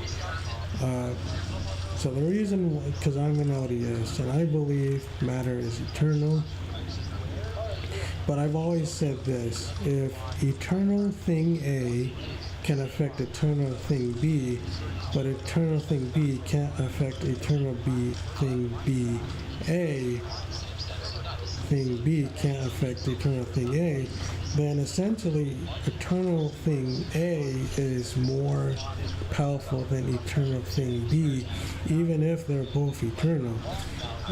Because in the LDS scriptures, Doctrine and Covenants, section 93, verses 29 through 30, it says, the intelligence can't be, the intelligence cannot be started, it can't be created, it can't be made.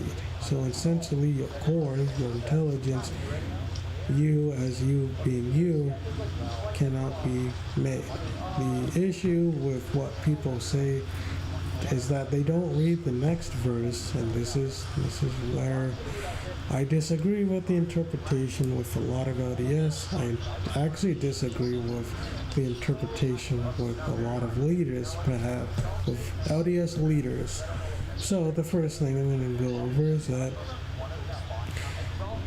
eternal thing A can effectively be able to,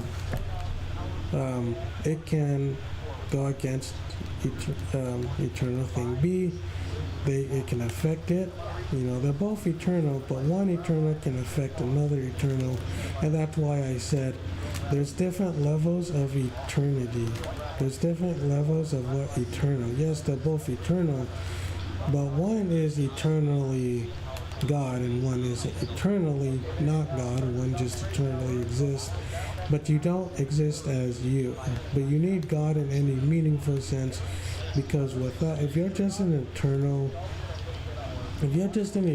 something, an eternal glob of goo, if you will, an eternal like black gob of goo, you are existing, but you're not existing as you. And this is what it means by in verse 30. So we went through DNC chapter section 93 verses 29. So now if you go into verse 30, and I don't have the scriptures in front of me right now, basically it sums up that if God didn't, and people can look this up, and I don't know why other LDS Mormons Church of Jesus Christ followers of Latter-day Saints don't bring this up is that, or people who are going against him, is that it says in chapter 30, it basically says, D&C 93, it says that if God didn't place the eternal intelligence in that sphere, there is no existence. Now, what does that mean, existence? Well, you could say, well, if God didn't place the eternal existence in that eternal sphere, well then the eternal existence cannot exist. And it's basically like this. If God has to place something eternal in a sphere of his own creation to exist, then how is it possible? How can God get rid of something? If something is eternal, didn't make it, and it just exists as a force of nature, the term, it just sits there as a gob of goo, then how is it that God is like Jesus, God, or whatever? How is it that God is able to rid something eternal if eternal essentially means that you can't get rid of it no matter what happens? It always existed. Well, I think it depends on how you use the word you, and it depends on how you use the word existence. Just because the eternal intelligence exists as itself, as a force of nature, and as I've said, as a lesser eternal intelligence than God, does not mean that you have any meaningful intelligence. So when it says otherwise, God has to place it in the sphere, otherwise there is no existence. What it actually, in my opinion, this is just my interpretation, is that when it says no existence, it's basically saying you can't exist meaningfully. So this is how you could reconcile that there just is multiple eternities, that God is the great eternal that can affect other eternals, but the opposite is not true. The opposite, eternal, God, can a eternal thing be? The glob of goo, right? The glob of matter. And if God didn't place it in that sphere, then either eternal B thing doesn't exist, or it doesn't exist in a meaningful way, because God has to place them in the sphere.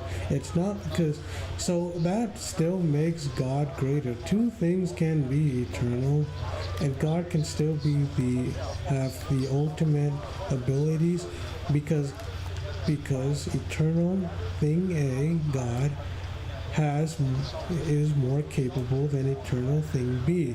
The only thing eternal B thing has is going for it, and it might not even be the case, is that it's existed alongside God eternally. Same thing with what Trinitarians say. Jesus Christ has always existed alongside the Holy Spirit, the Holy Ghost, alongside God the Father, but they don't realize that even if eternal thing B always existed too, it can't attack the eternal thing A, which is God. It's kind of like Aleph knows the cardinality sets of infinity. Just because there are different levels of infinities, not all infinities from a set are equal. Not one infinity. It's like if you have a line, and this is going to go off on a tangent real quick, but if you have an infinite line of, like you have two different lines, two different people, right? Two different lines, two different infinities. Both of the lines are infinite. Now, in line one, you have 1, 2, 3, 4, 5, 6, 7, etc. They go on, this line goes infinitely. You can just count people infinitely, and once you get to infinity, you can still count them. You can say infinite person 1, infinite person 2, infinite person 3. Now that's a pretty big line, right? That's a pretty big line. That's an infinite line. Now in line 2, you have person 1. However, instead of multiple instead of going 1 to 2, person 1 to person 2, and that's for an infinite number of people, line 2 would go like this. You have person 1, and then you have an infinite number of people between 1 and 2. So it would go like this. It wouldn't go from 1, 2, 3, 4, whatever. It would go 1 and then 1.1 and 1.2. But even then, that might not be a good analogy, because the line between 1, like the space between line and line 2, or the multiple people between person 1 and person 2, not line 1 and line 2, but between person 1 and person 2 and line 2, would be an infinite distance. It would be an infinite number of people between those, or infinite number of something.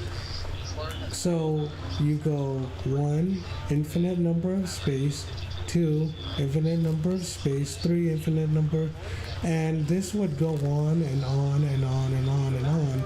And that's why, even if both lines are technically infinite, the infinity's line 2 is greater than infinite. Like 2's infinite line is greater than 1's infinite line, because it's a greater infinity. There's a bigger infinity, even if they're both infinite. It's the same. I think it's the same with eternal. One eternal, because I've come to the conclusion, and it took me all my 33 years, yes, I am 33, to come to that conclusion that because I just said to myself, well, if there is, and I'm not even a good math guy, I actually suck at math too. It's just that I've done my research, and it took me a while to understand it, but infinite 1, and math, there's different levels of eternity, I think, because if eternity 1 if eternal thing 1 can interpret eternal thing 2, but not vice versa, then eternal 1 must be a greater eternal, or infinite, or eternal something, even if they're both eternal. And it's just like the same thing with the Aleph cardinals. Technically, there is no limit to a Aleph cardinal set. They're just infinities on top of infinities on top of infinities, infinities squared. That can be infinities on top of infinities on top of infinities, and on top of infinities on top of infinities. That could go on for an infinite number of time, and then eventually it gets so ridiculous that you can't really comprehend it or count them all, because there is no.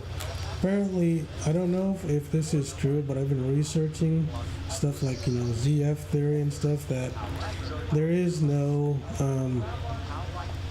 limits to internal infinities, and so heck, it is possible that there could be more eternities and ODS or reality that we don't know of.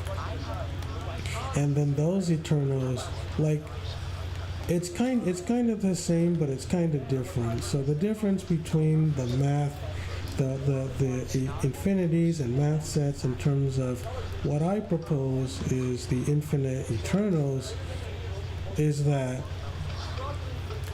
it's not a matter of in terms of infinite sets, Aleph Cardinals and whatnot, Aleph Cardinal says, my infinity is bigger than your infinity. They're both infinity, but my infinity is greater than your infinity. But then they not directly go at each other. I still want to do more research, but I think that's the gist of it, that some infinities are just bigger than the other ones. In terms of eternity, that's a little bit different, because again, it goes based on what you mean by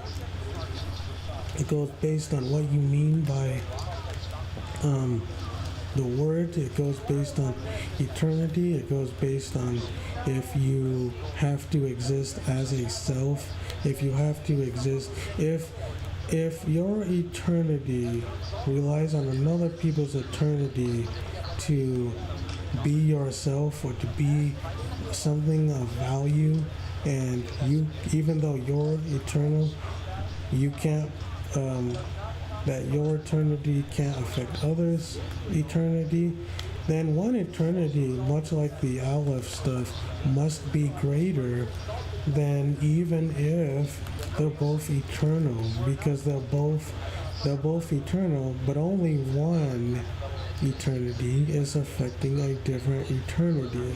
So the eternity must be greater than the other one.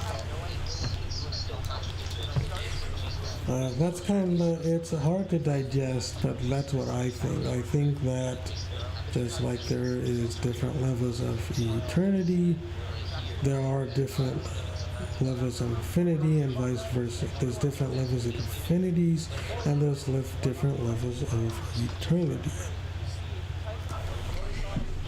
And so, yeah, there's that. But I think next I'm gonna maybe get into power scaling and what I think, because I love that stuff too.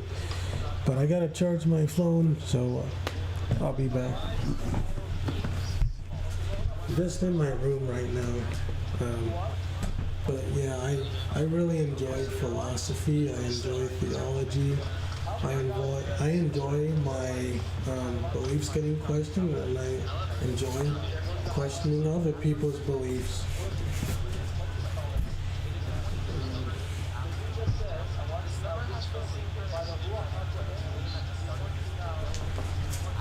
But it's not a bad thing, man.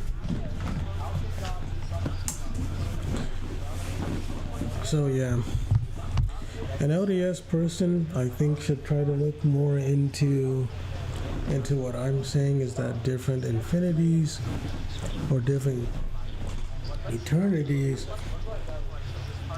just because those two different eternal things doesn't mean one eternal isn't greater than another. In fact, if eternal thing might just be able to get rid of eternal thing B.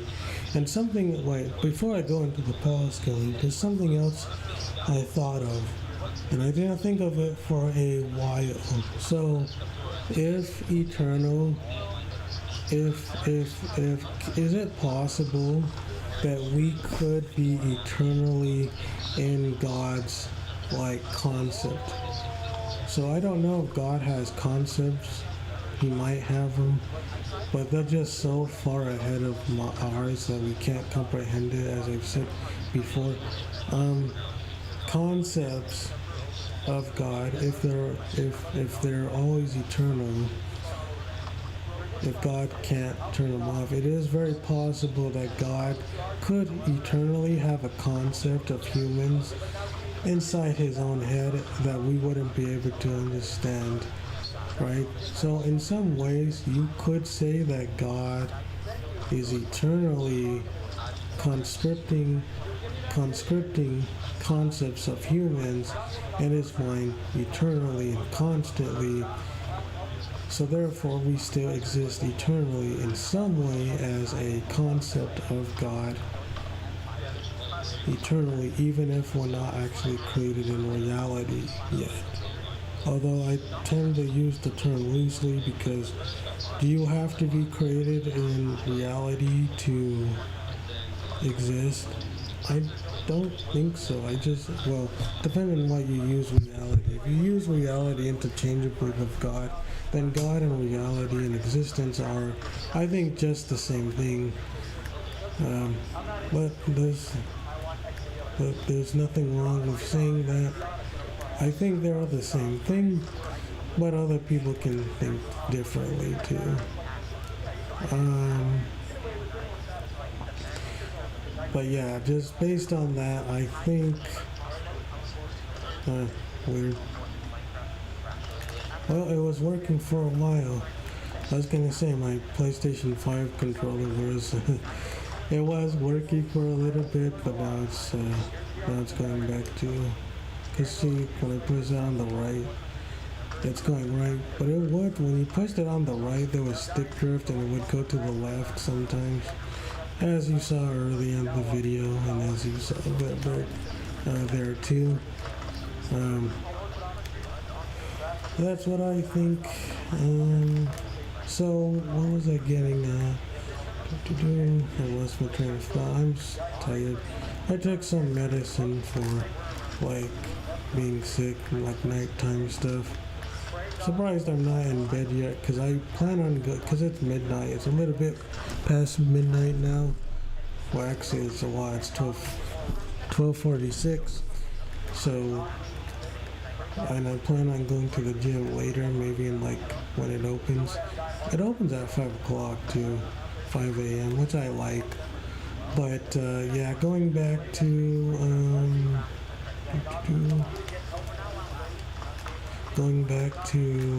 what I said before, I think that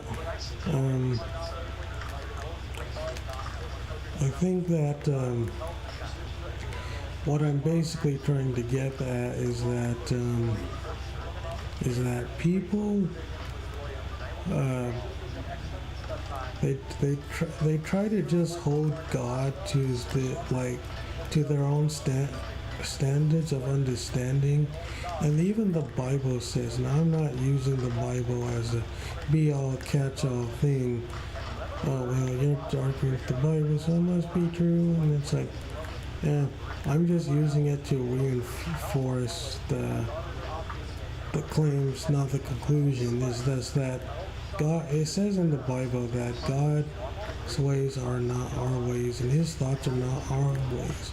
So as His thoughts are higher than our thoughts, His ways are better than our ways.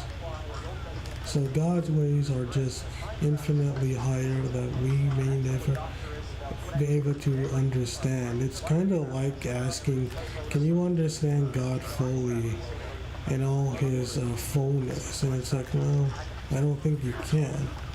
There's just some things that you're just not going to be able to know about God, and people need to get over it.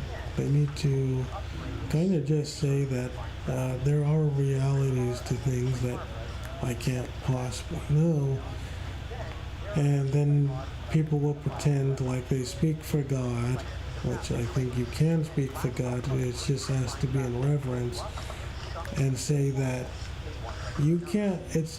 Asking to understand God fully and all of His abilities, or what He cannot do. It's kind of like asking to understand all of the universe. It's literally incomprehensible because the universe is really just that vast to the point that it's not even fair to try to even begin doing that. But in any case, it's actually even worse than that, because I don't think the universe, the true universe, not the observable universe, the true universe is, incomprehensible. We don't even know how big the actual universe actually is. We don't know if it's constantly static. We don't know if it's constantly moving. Apparently it's going faster than at the speed of light if it's growing. And so, that's pretty impressive. I think at the end of the day, People need to stop pigeonholing God and thinking that, well, I know this much, we've come to it, and now we can know the limits of God. It's like you don't even know the limits of the universe. How can you know the limits of God? It's kind of ridiculous in my mind that people could just hold God to the same logical, coherent standards as humans, and even then that's very dubious because you would have to appeal to something outside of your sense data, and you would have to go based on faith that the external can match up to the ideas in your head. So that would be, you would have to go through that. But anyway, that's getting into the weeds about how God can or what he can't do, and I'm saying it's very weird. In order to know what God could or could not do, or understand what he could or couldn't, you would have to have all the abilities of God in a way that you not only have them and know them, but understood them and have the intelligence and wisdom. God is, I think, far more complicated than people are making it out to be or think he is. And I think that you can only do so much. It's like why arguments against the Trinity, I think, are very bad. Like, yeah, I don't believe in the Trinity. I believe in the Godhead. But saying that because the Bible doesn't use the word Trinity, but that must mean that it can't be referring to that thing is vacuous. It's not a good argument to have. Because you're arguing from incredulity, saying, well, the Bible isn't talking about that. The authors of the Bible did not allude to that, so therefore that it can't be true, it can't be valid, it can't be substantiated, and it can't be that thing. It's very weird for people to say that something can't be a thing just because they can't understand it. So yeah. Speaking of the universe, by the way, that was a long thing, but I liked it. I love talking about this stuff. Let's talk about light speed for a second. Because light speed, and I had to look it up too, light speed in fiction and in real life work way differently. Light speed in fiction, it often ignores the consequences of it to the point to where light speed, if you went that light speed, not only would a whole bunch of things break, but if you went light speed in IRL, there would be time dilation, there would be catastrophic damage to the Earth. Heck, the Earth might not even exist. There would be time dilation. Physics would break. There would be doppelganger effects. There would be a whole bunch of stuff going on. And in fiction, light speed just means going really, really fast, but nothing else. There is no time dilation. Yeah, some things can explain it within universe stuff like the Speed Force, but some light speed, for example, is weird. In Dragon Ball, they go light speed in early Dragon Ball Z, by the way. Light speed in Dragon Ball, at least for the characters, basically says they're just going really, really fast. Light speed is not the end-all be-all speed in fiction, because light speed in fiction is, you could just say it's slower or faster depending on how you argue stuff against stuff like the Roche limit and all that jazz. You could just, the Roche limit. I think that stuff like the Roche limit and stuff I can just say that, like the Roche limit, the Planck lengths, that light speed could just be different in fiction than it is in real life. Because in fiction, you don't have you have to take a suspension of disbelief because otherwise a lot of things don't make sense. And as I said before, light speed in fiction just means to go really, really fast without the consequences of light speed. There's no catastrophic damage, there's no time dilation, there's no doppelganger effect. Because if you went light speed, even just walking, light speed is so actually ridiculously fast. It's ridiculously fast. You can circle the Earth in like 7 or 8 times in like a second. Right? That's a lot. Light speed is a lot faster than lightning speed. Sometimes people get it mixed up, but they're not the same at all. Light speed is way faster. Even being subrelativistic, you would still be way fast. Also, things of mass in real life can't go at light speed because light speed is photon, like the word for C, which is photons, stuff like that.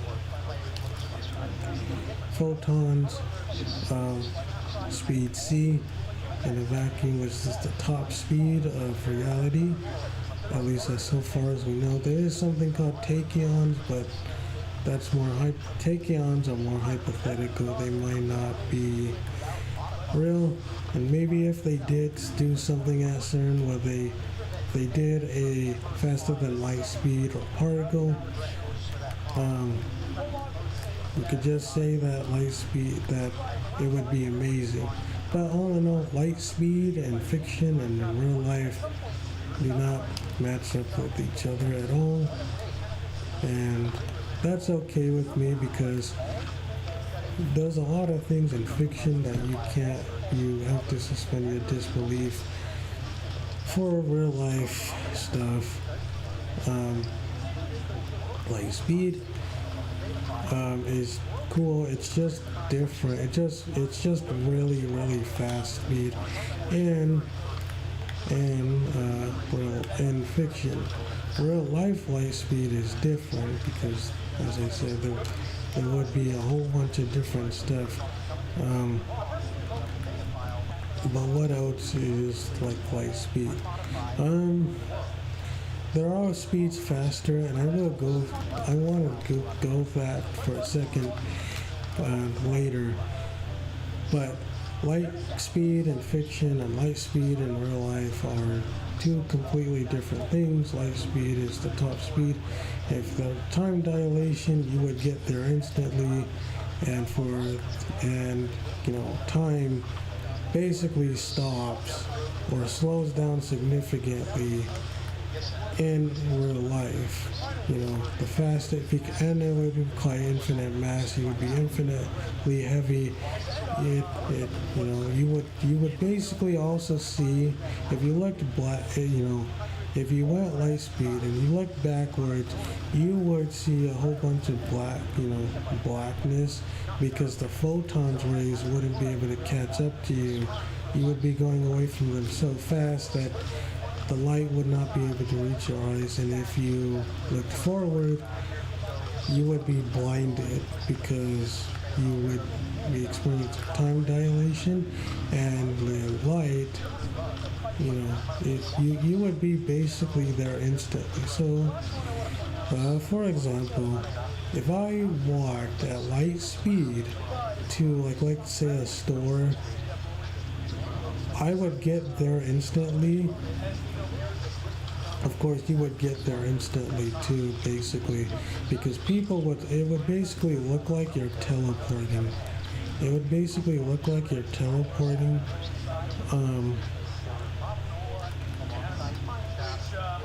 The reason why it would basically look like you're teleporting, because it would be ridiculously fast to the point that the brain wouldn't register.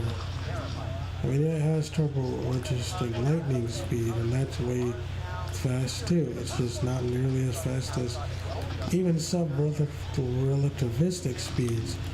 And so you would get there basically in an instant, you would leave in an instant, and on the Earth, it would be way faster because the distance traveled is much less. Remember, light takes like 8 minutes from the Earth to the sun, or I think I read it something like that. All in all, it takes time. It's not really instant, even if it seems instant. That's more perspective, and there's that more time dilation. So another cool thing is that with time dilation, if people laugh,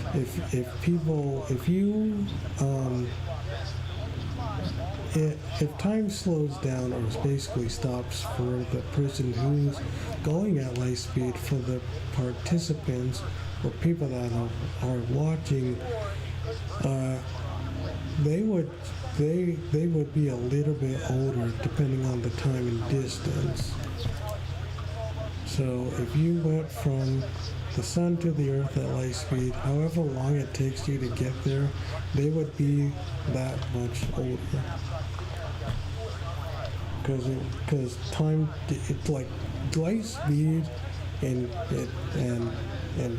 real life, as I've said before, it's way different. It's not like a speed and it's not like the speed in fiction where it just says, well, yeah, this game is still alive, barely. Yeah, it is alive, barely, but I don't care if it is. I just enjoy playing against bots because, believe it or not, I don't like playing with other people much.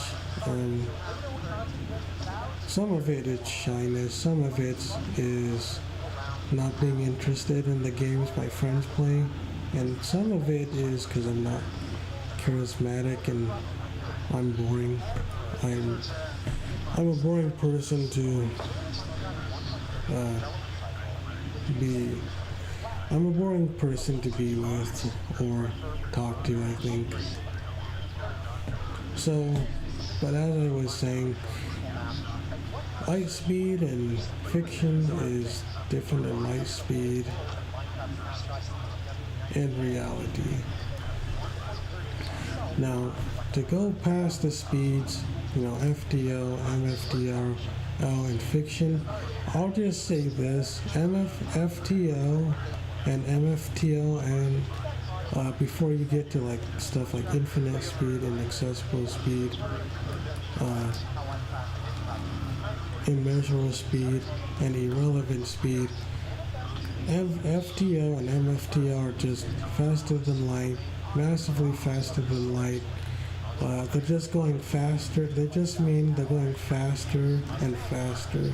Just means in fiction, because now we gotta use fiction stuff, because there is, at least so far as I've known, there is nothing faster in real life than light speed. Well, other than maybe the expansion of space, that's probably the only thing that I think is faster. You could just say that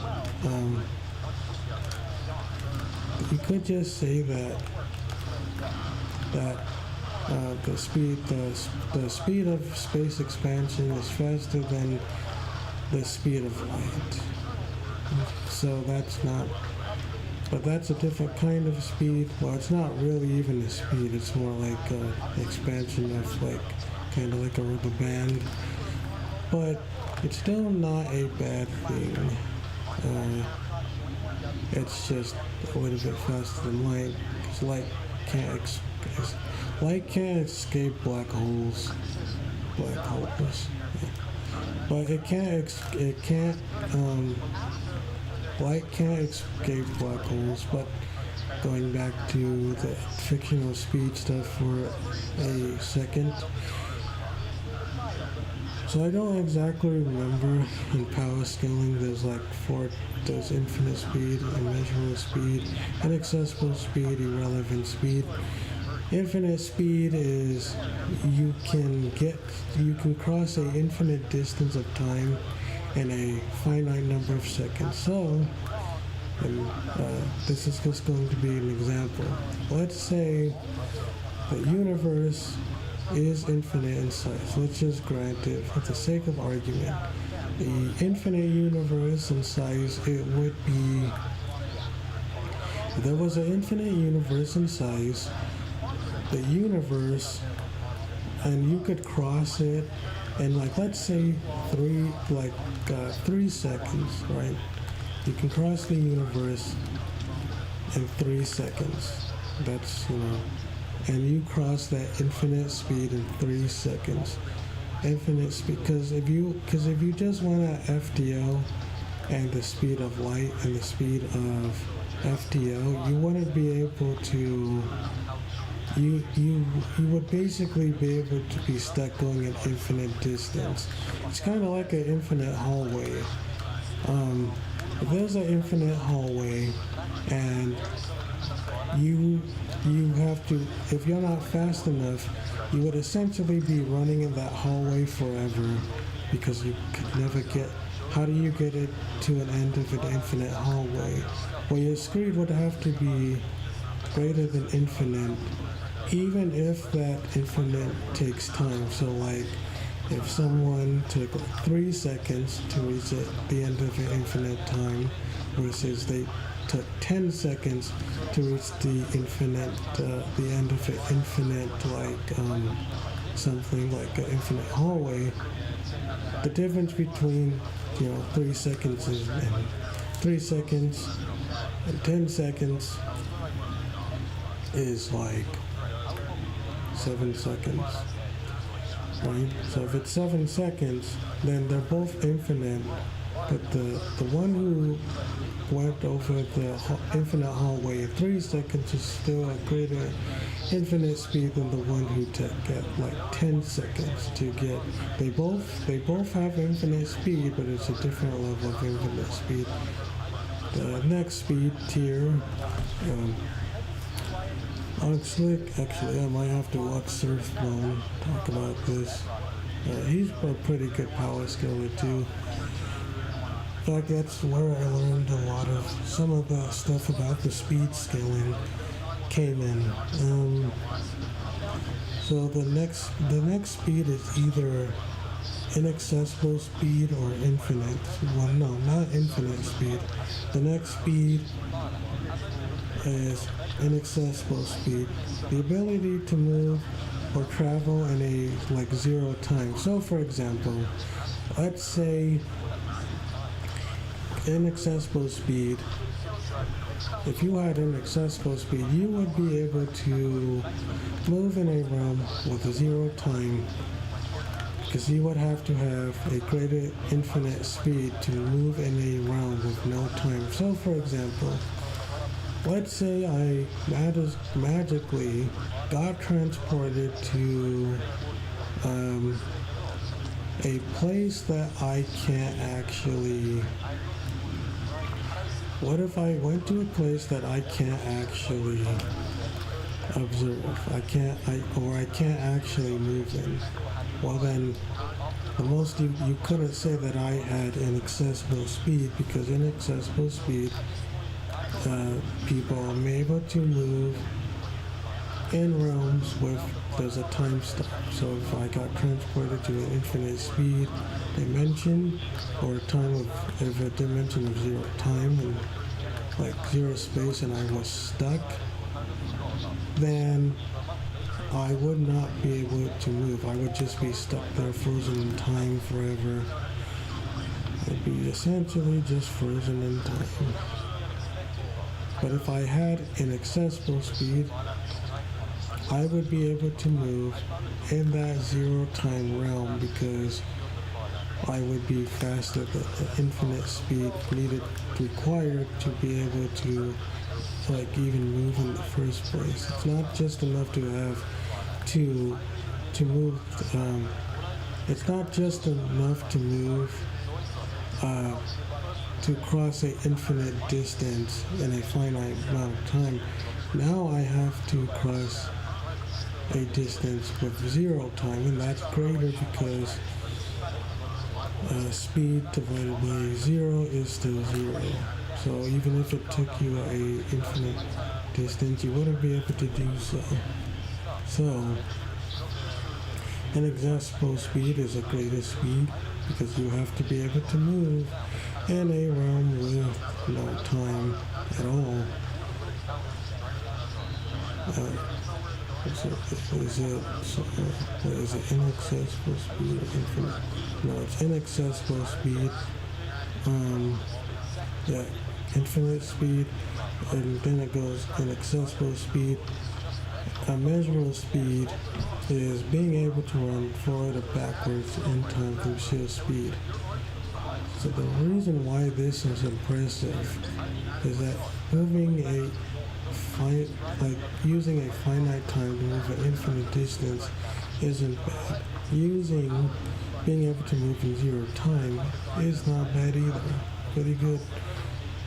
Being able to move through time is something else entirely, because now you're able to finish a race before you even leave, and that's impressive because you could essentially run backwards or forwards to the end of time, something the other less of the two don't possess. So you could essentially run backwards before you were born or after you died, and you would still be able to, and that's impressive because you can do a lot of different crazy things if you had that speed.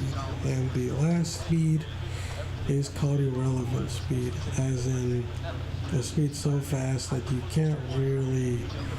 can't actually really quantify it because it just breaks the speed formula. I mean, they all do to some degree, but irrelevant speed really breaks the speed formula because you're going, you can be in multiple places at once at one time, and it doesn't even have to be like the same time space and anything. So a good idea of irrelevant speed is that, say if I am both in the future and both in the past at once and the present at the same time, at the same speed, like just because of my speed movement, well, I'm not even going through time. Well, I am, but I'm not. You're not just going through time through your speed. You are existing in a different timeline altogether at once. It's not another version of you. It's just because of you're so fast that the laws of physics or anything about laws don't even apply to you. And you could say that for other things too. For example, if you wanted to, let's say you wanted to be in a one dimension out of verso place at once, you could do that through sheer speed. You could be in two places at once that don't really make sense on like a logical scale. So, I wonder what's another good one. Another good one is that you can be fighting two different fights at one time in two different places of time or dimensions. If I want to, or maybe just on the same place, I'll keep it, I won't go to the dimensions because that could essentially would have to be explained about their mode of being themselves, although maybe it doesn't always have to be. But let's say, for example, I want to fight two different people at once at the same time in a different and maybe essentially different space. And when I say space, I'm not talking about a different dimension or different reality. I'm talking about a different space space in terms of like location. If I want to say, I have, irrelevant speed, and I want to fight someone on, like in the sun. Let's say, for example, I could survive the sun's rays and stuff, and I wasn't affected by them. I could fight with someone in the sun and the core itself, and I could be off, I don't know, having a sandwich on Earth at the same time due to my speed, and I would still be in both places. It wouldn't be just a clone of me. It wouldn't be just another version. It wouldn't be another version of you. It would be you. You would be able to be at two places at once with just one person, and it wouldn't make sense. But in second thought, now that I think about it, it would make sense for a two-dimensional being and three-dimensional being. If you wanted to say that you could just run to a 2D dimensional plane of existence, you would be able to if you could. But I think that's more of a state of being, and that's why I would rather keep it to a different, like the same time space. Not because that I believe that a third dimensional immeasurable speed can't run to a two-dimensional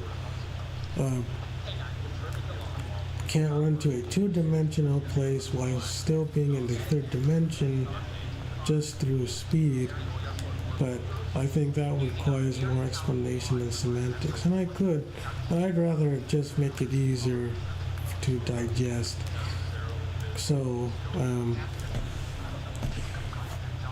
irrelevant speed is basically that, you can be in two different places at once, even if it doesn't seem to make very much sense. And I think that's pretty cool and awesome, because inaccessible speed would basically, it would basically mean you could be off fighting somewhere, and you could be off for a sandwich, or you could be so fast that you could just cover the whole Earth in you, and it would still be the same you. They wouldn't be an after image. They wouldn't be a doppelganger effect. They would be you in every sense. And I think that's why irrelevant speed is so crazy, because you can essentially just be in two or more places at once, not through your being, but through your sheer movement speed alone. That's why it's called irrelevant, because they put the other speeds to it. It basically puts the other speeds to, it puts other speeds to shame, and it does it quite badly. It puts other speeds to shame. Now out of Verso stuff, and it's the same thing with Universal. If you take it to its utmost, Universal, and I'm getting tired, Universal stuff or above doesn't make much sense, because we can't quantify what that would look like. We can't know what it would actually be like to be above Universal. So we kind of have to play the hypothetical game. But to not bog it down too much, is that the universal, like being above universal, hyperversal, multiversal, I think it's pretty easy to get to it. Universal, it means you can destroy the universe. Universal Plus means you can destroy one or more universes in an attack or an ability, I think, or something like that. Multiverse contains multiple universes or multiple multiverses, I would say. Then you would, multiverse. There's different levels of multiverse, but that's kind of the gist of it. Then you got hyperverse, which is higher dimensions, because that goes with like spatial dimensions, not just temporal ones. Spatial dimensions, 4D, 5D, etc. Higher dimension you go. Higher dimension you go, the worse, the harder it is, because to use feats, because at some point you just go high, so high that the feats you can't actually really use them. You actually have to go based on like either the cosmology or something else that you might not actually be able to know. But hyperverse level is essentially 11D or above, and it's for characters who are almost above the dimension tier entirely. I think once you get to 12, then you start getting to those hyperverse and hyperversal level plus, and then once you get to something like low outer versal, then it starts to get crazy, because in order to reach the tier of low outer versal in the first place, you would have to go beyond the infinite dimensions, because infinite dimensions, which can be counted within Hilbert spaces, are still, in theory, stuff like that. You're still bound by dimension, even if those dimensions are infinite. It's like kind of like saying an infinite 2D thing. You could put infinite squares into a cube and it still wouldn't do anything to make the square fill up, because a 2D thing only has length, like two sides, right? It has length and width, but it doesn't have depth or height, or it has height or sideways. Basically, it only has two axes instead of three, so infinite 3D is greater than infinite 2D, even if they're both infinites. As I said before, universal is kind of the same way.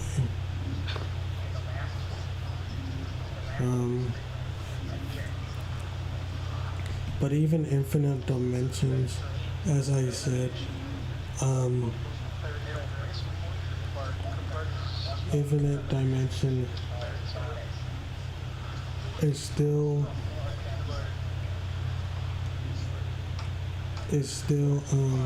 infinite dimensions is still bound by dimensionality, so it wouldn't qualify for low outer versal.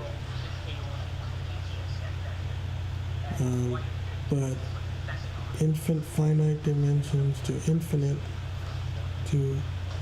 dimensions, but in order to be qualified, not out of versal, not out of versal, but just low out of versal, you would have to be beyond and transcend the extension of any spatial dimensionality. I'm kind of watching Seth Bond's video. I do like his videos a lot. But, so for example, if you're like a 12D being, and thus a being higher than that, like you transcend it physically, I would say you at least qualify for low out of versal.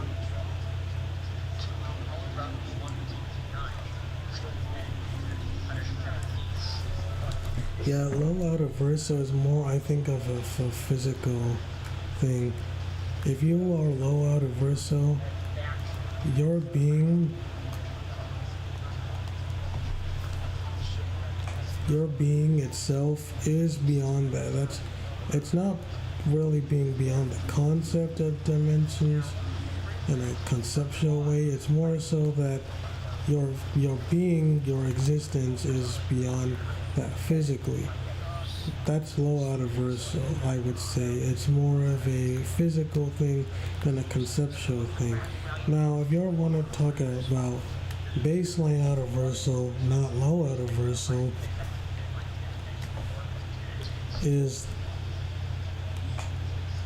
being beyond the concept. So they're both beyond outer verse. They're both beyond high hyperverso and hyperverso, and beyond dimensions and finite dimensions and infinite dimensions.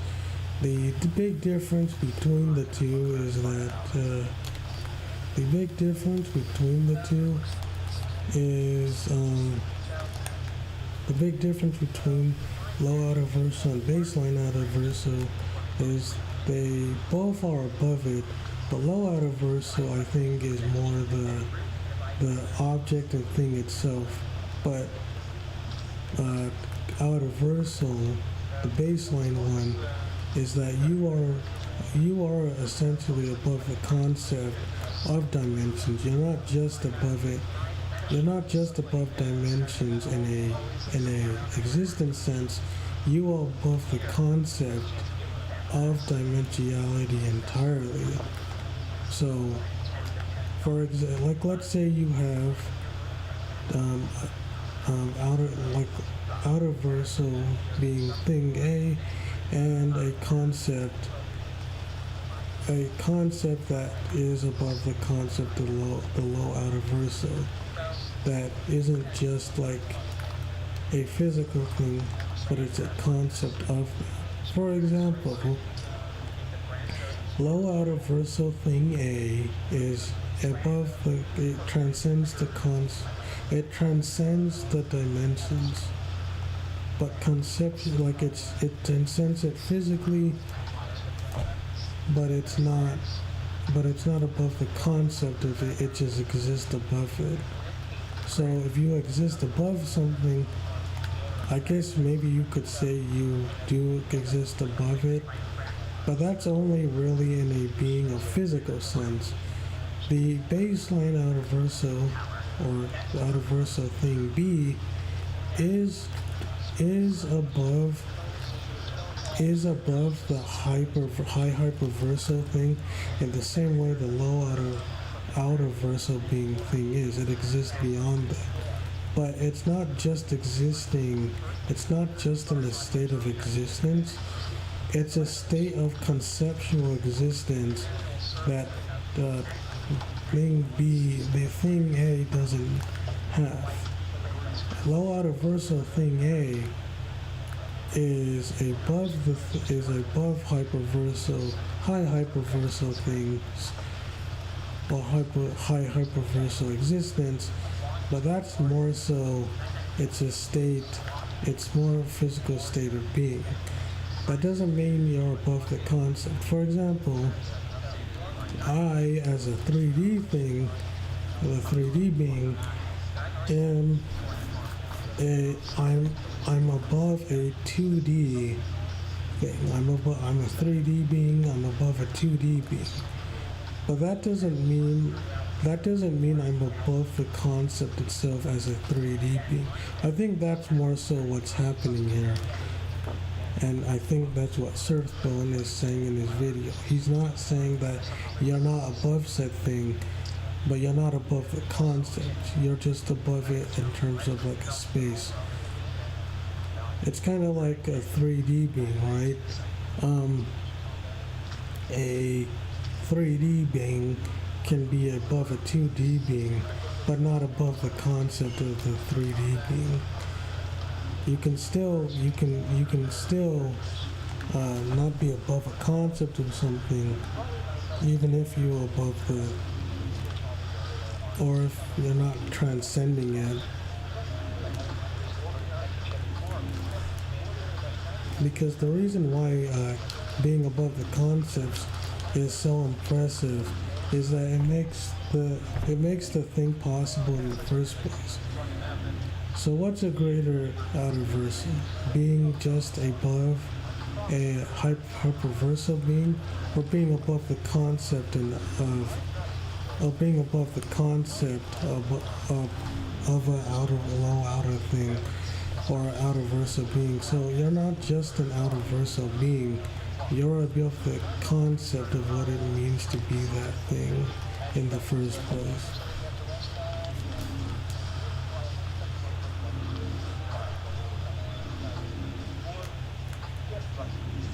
The concept allows the thing to do in the first place. It's like a universal rule for allowing the thing to be even possible in the first place.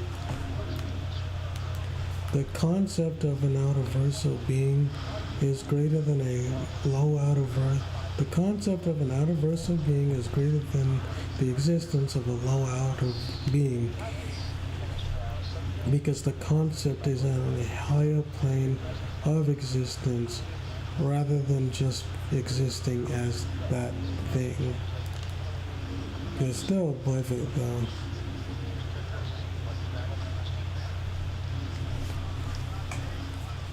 So that's why low outer verso is more of a physical existence, I say. But outer verso, baseline outer verso, is just above the concept.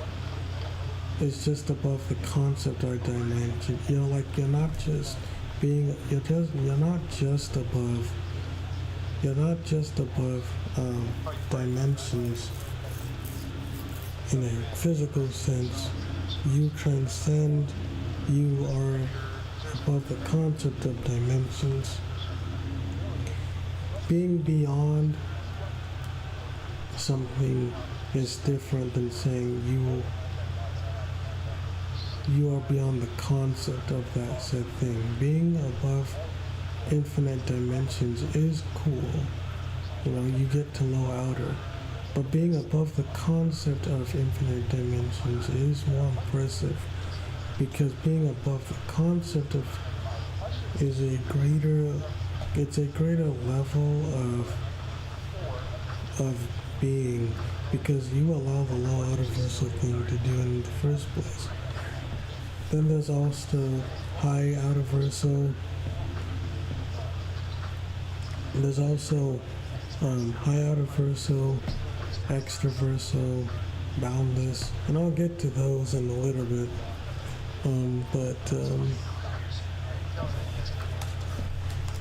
But I'm just trying to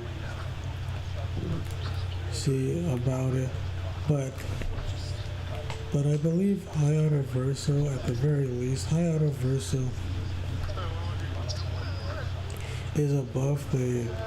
is to the same extent that the other ones is, but I'm not really certainly so sure yet.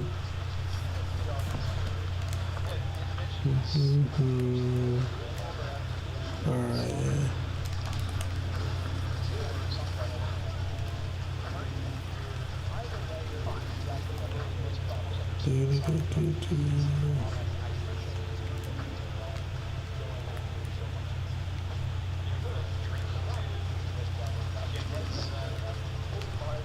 Okay, so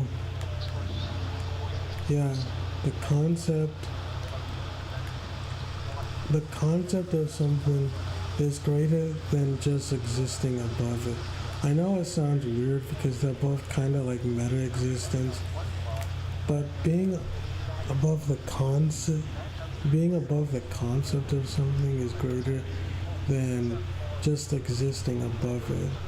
Because while they both exist above the concept of it, one does it in a more meta way that is more impressive, because it's not just being above the concept of something. It's not just being above it something, it's being above the concept of it. And that's why it's so different. And so what's harder and higher it is because being above the concept, I think, is a lot more is is is greater than that.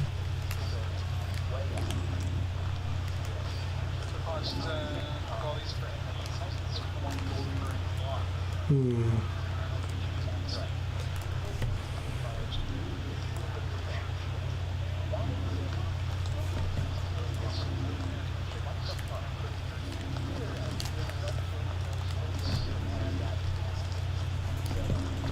So,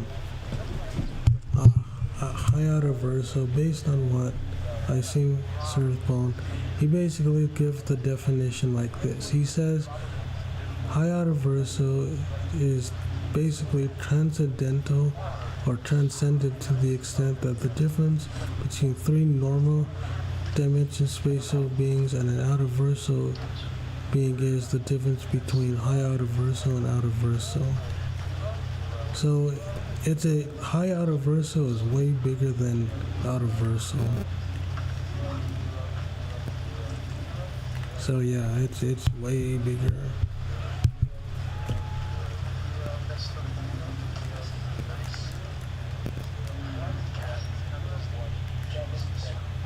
So that's pretty impressive.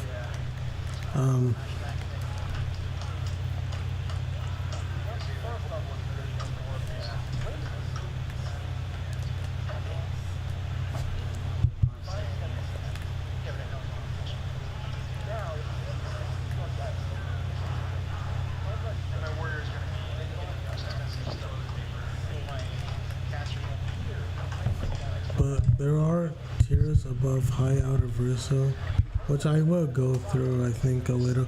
At least my interpretation.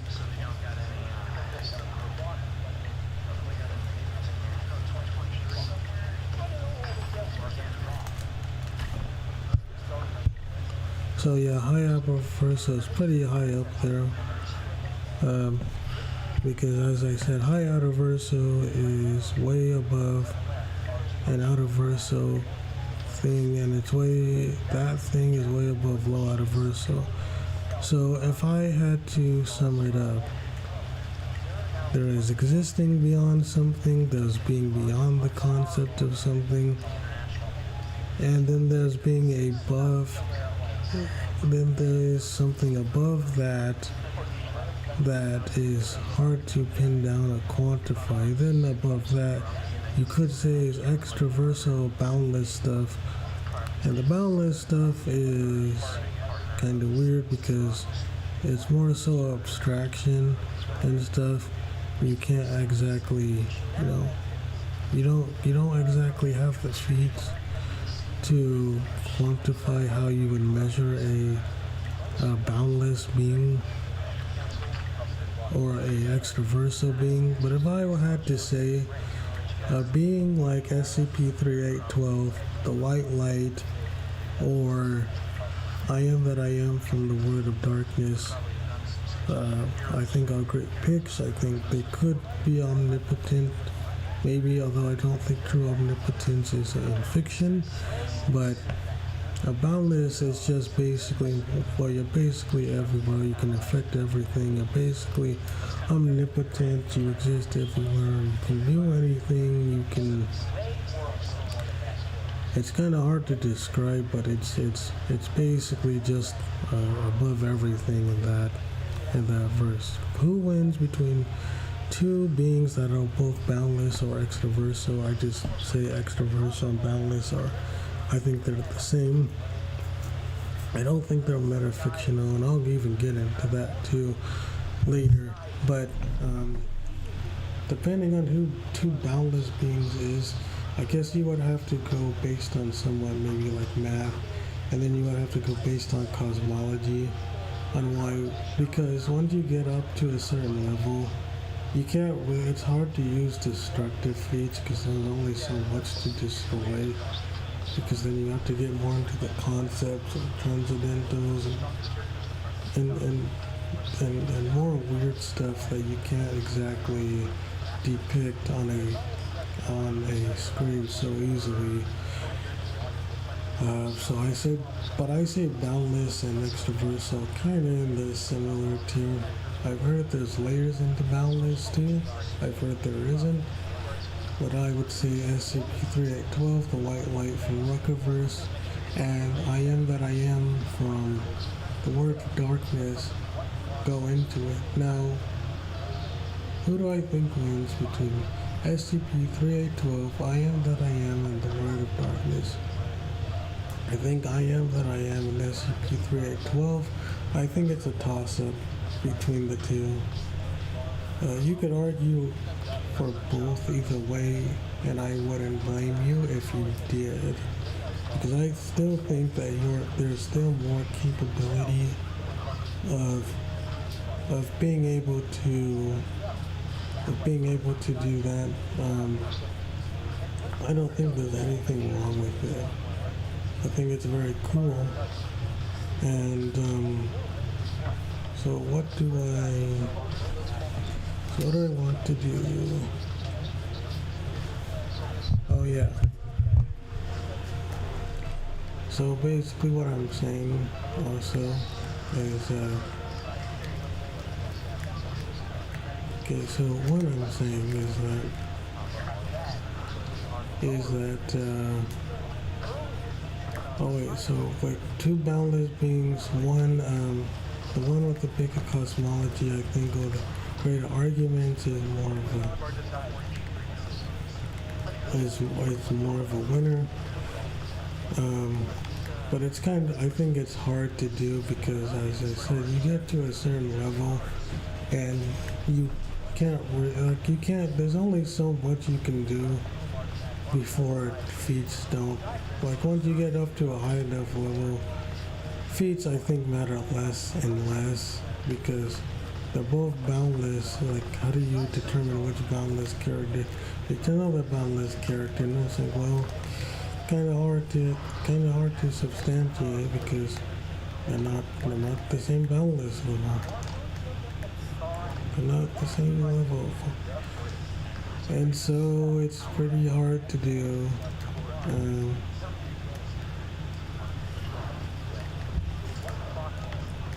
But I think that the one with the bigger cosmology wins, and I think that's where I'm going to, I think that's where it's just going to stay and lay, in my opinion.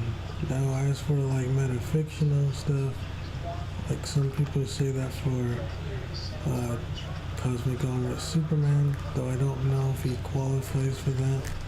Some people say it's more like just Deadpool breaking the fourth wall. And I'll go into, I don't think there's very much characters that go to metafictional at all.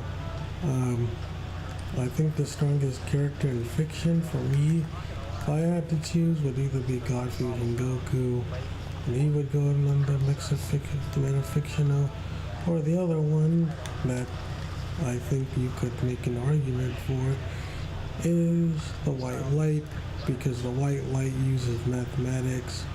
The guy who was a mathematician, he wrote the book, and the White Light scales above SCP-3812, which is supposed to currently always transcend the narrative. The White Light of the Ruckaverse is apparently even above things like the I am that I am from the Word of Darkness, and that's impressive because the Word of Darkness is not, it's actually not a, it's not a cheap, it's pretty high up there on the power scale for anybody. The I am that I am, the Word of Darkness cosmology is very big and they're very strong and they can affect a lot of realities. So the main reason why the White Light scales higher is because then I am from the Word of Darkness is that it is a infinite. Infinities like out of cardinals and you can use math. And the White Light is just infinitely transcending infinite. In short, Aleph cardinals, and it's an infinite. It's squared. It's infinity squared by infinite squared, and it's doing that all over. And it's not. Now, the word of darkness is pretty powerful. It's got a good cosmology, but I think the white light from the Ruckaverse is just stronger and more powerful, better abilities, able to constantly transcend. It's like the white light is SCP-3812 on steroids. The SCP-3812, for all of its power and all of its infinite transcendence, it doesn't have, I don't think, the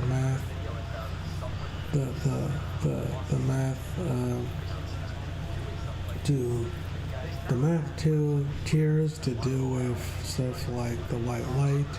I think the SCP-3812 and I Am That I Am from the Word of Darkness are closer, but I think the white light might be the strongest, powerful character in fiction,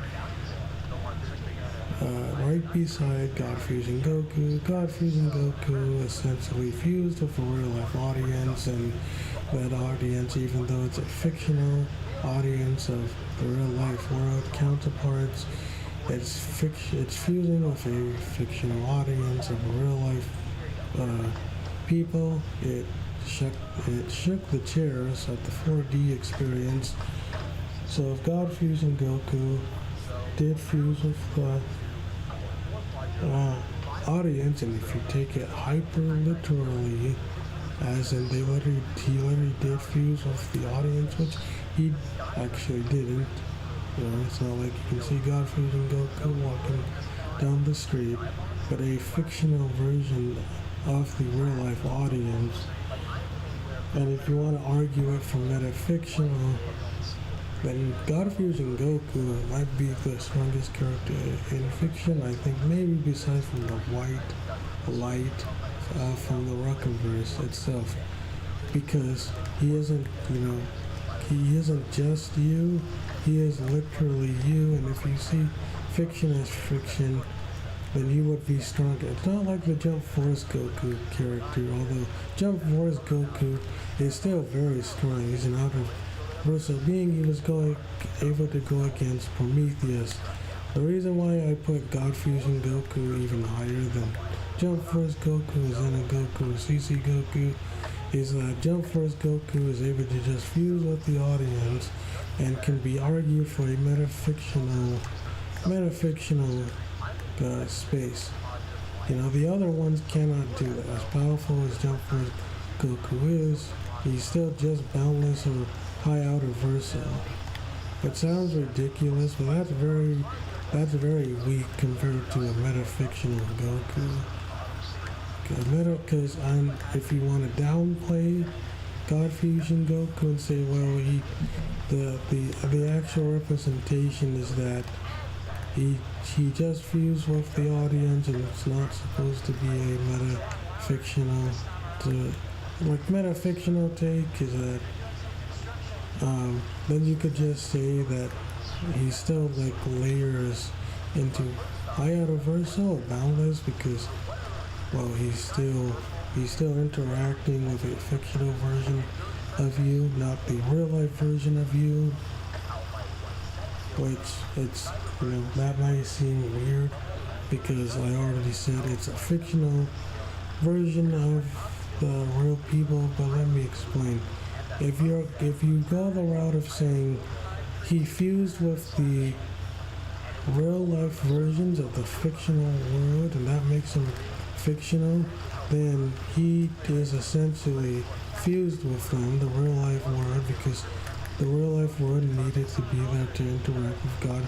Fusion Goku on a meta level, even if he didn't actually do it, because the movie said that he did, but he didn't. But if you're taking the God Fusion Goku as literal just fiction, he literally doesn't fuse with the audience, but a fictional version of the fictional audience, then that's different.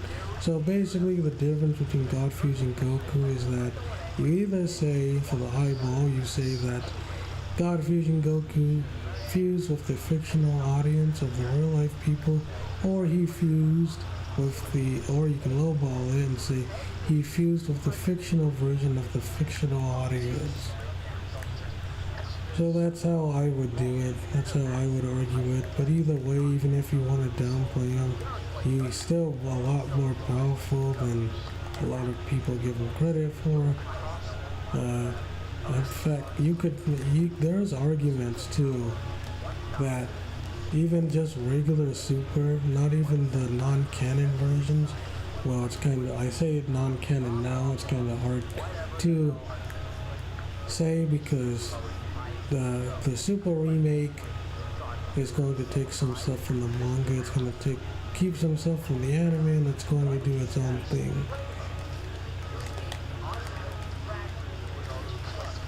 So yeah, it's gonna do its own thing.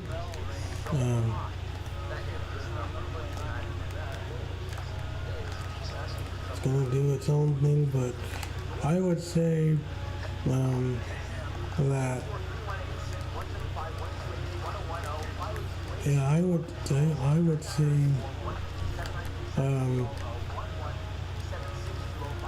yeah, I would say that that's the best way to do it. Either say God Fusion Goku fused with a fictional God Fusion Goku fused with a fictional audience of the fictional representation of the audience, or a fused of a fictional audience of the real life audience, of the real life interpretation.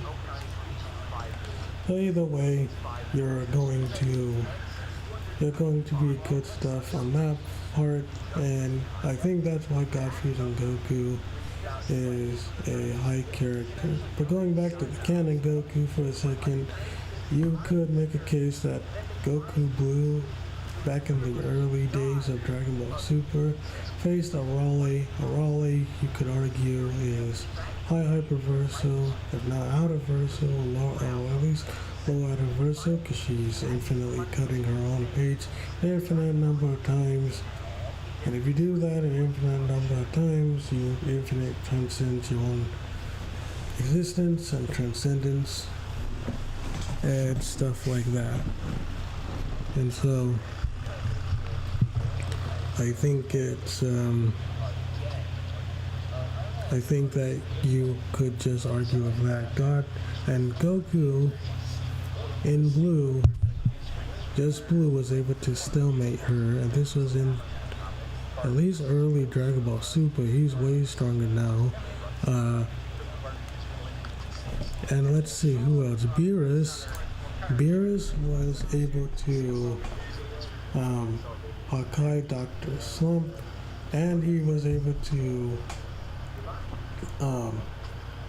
essentially Hawkeye summon of Araleigh's character out of existence. So if you put and say Raleigh is an out of versal, which you can interpret it that way, then it's very possible that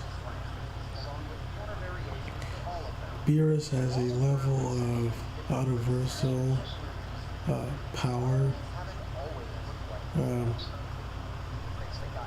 It happened in the manga, it happened in the anime, it probably happened in the new anime too, because the new anime I think is going to be the official canon more than the canon now, because they're starting over, they're going to redo some things from scratch, they're going to add manga elements, they're doing the moral arc to the Galactic Patrol arc, and that's going to come out for the anime. It'll be interesting to see if it's a one-to-one base for the manga, if they're going to try to copy the manga, or if they're going to do their own stuff. If I were them, I would take from the manga, but keep it more original too. So that's what I would do. The power scale is going to get weird, but before I go, because I'm pretty tired, it was a nice stream. It was an enjoyable stream. But before I go, I want to give my case for Universal Sukuna, Universal JJK, and moving in a realm with 0 time for Gojo. So that would either give him immeasurable speed or inaccessible speed. The reason why, I think it's inaccessible speed when you move in 0 time. I'm not sure. But if you Gojo's infinite void was able to code a universe inside of it, and at least in the anime. And if you want to say that the infinite void is universal because it contains a universe inside, it's possible that the domain expansion is that powerful, at least for Gojo. You could also argue that Yorozu was able to make a perfect sphere with infinite points, and all the places of the sphere essentially being universal could be infinite. You would need infinite points infinitely to do that, and Maharaga was able to cut through it. Maharaga is weaker than Gojo or Sukuna, and he's not as fast. So if you want to take that argument, then Maharaga, Gojo, and Sukuna scale the universal above. I've made the case for Gojo and Maharaga because Maharaga was able to punch through the infinite sphere with the sword of with the sword of extermination. Gojo, as I said before, you could make an argument that he has a universe in his domain expansion, maybe even higher, but I think you can get him to universal. But even without the domain expansion, you can just get him to universal by saying he scales above a being who is able to take out an infinite sphere, and an infinite sphere might be universal in density or size or whatever, because it requires infinite points. It's like universal in a way. It's, because there's infinite points. And so Sukuna matches Gojo. So Sukuna would just go to, actually I think Sukuna is above Gojo, I think stronger. And Sukuna is stronger than Maharaga. Both Gojo and Sukuna were able to tame Maharaga with Fire Arrow, and Fire Arrow for Sukuna, and 200% unlimited hollow purple for Gojo, and they were stronger than a person who took away an infinite point, the perfect sphere from Yorozu.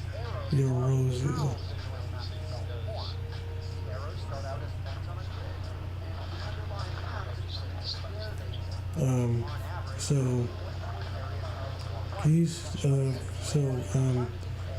Maharaga is stronger than that perfect sphere, which means you would skip universal because a perfect sphere, as it says in the Jujutsu Kaisen from Yorozu, a liquid metal construct created through her construction technique that allows 0 contact points, resulting in infinite pressure, and Maharaga was just able to get out of it.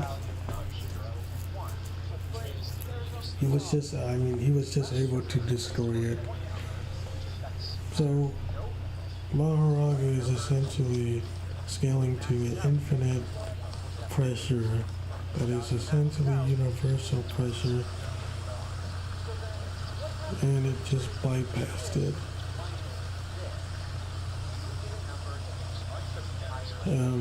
So this is impressive.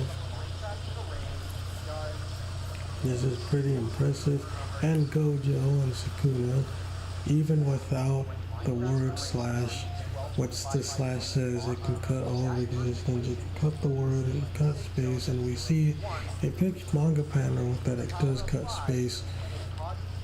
Depending on how you interpret, you can get Gojo and Sukuna via different ways. You can get them universal via the attacks, domain expansion for Gojo, the word cutting slash for Sukuna, or even without using those, you can just say they both scale above a being that was able to withstand infinite pressure, which is universal.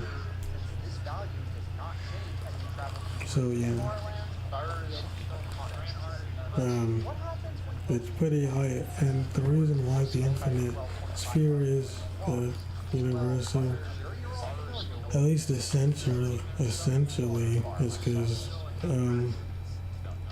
based on power scaling, it could be used as a universal if it's infinite pressure.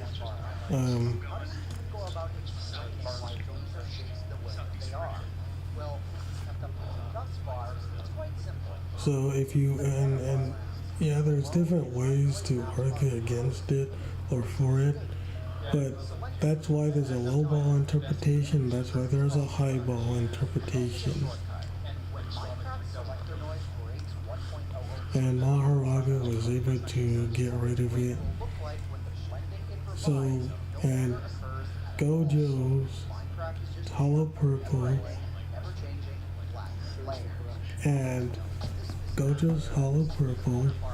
and Sukuna's Fuga was able to tame Maharaga and basically destroy him. And they didn't use their powerful domain extension. Well, Sukuna's domain expansion might not be as strong as his core cutting slashes, but Gojo's universal domain might just be as strong as him, maybe if not stronger. But then again, the domain expansion is like the ultimate. It's like the ultimate status as a sorcerer. And Sukuna's is open barrier, Gojo's is closed, but they're perfectly matched with each other. They hit each other and then they canceled each other's out. But Sukuna's, at least on the first clash, and they were able to open up their clashes 5 times. When originally you can really only do it once a day because of how much cursed energy and how much it takes to actually be able to open it. They did it 5 times in that one battle. So, at least with the Sukuna's case, the cleave or dismantle, I can't remember, but the slashes basically cut you before they appear. Their main expansions kind of just spawn on you, which means they might not be able to dodge. But that's how you get the universal JJK, universal Maharaga, they're even light speed. Kenjaku was able to activate his anti-black hole. And I know people rank off the black hole, but I don't think it's nearly as good as people think. It's impressive, but I don't think it's impressive as Sukuna's flame arrow, or Sukuna's domain expansion, or Sukuna's word slash, or Gojo's domain expansion, or Gojo's just being above universal in general, or Kenjaku's being able to react to the black hole, which could be a light speed feat, one of them, or Maharaga's sort of extermination, being able to get through infinite pressure, which could be universal for that.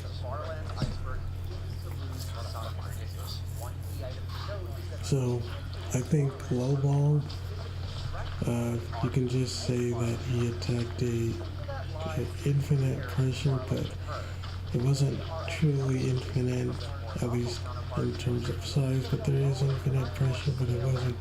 So it's not universal, but it's still very good. It's just not bad. If you want to say that, then it is, Sukuna and Gojo's good, both Maharaga being who was able to get rid of a highball universal attack, or universal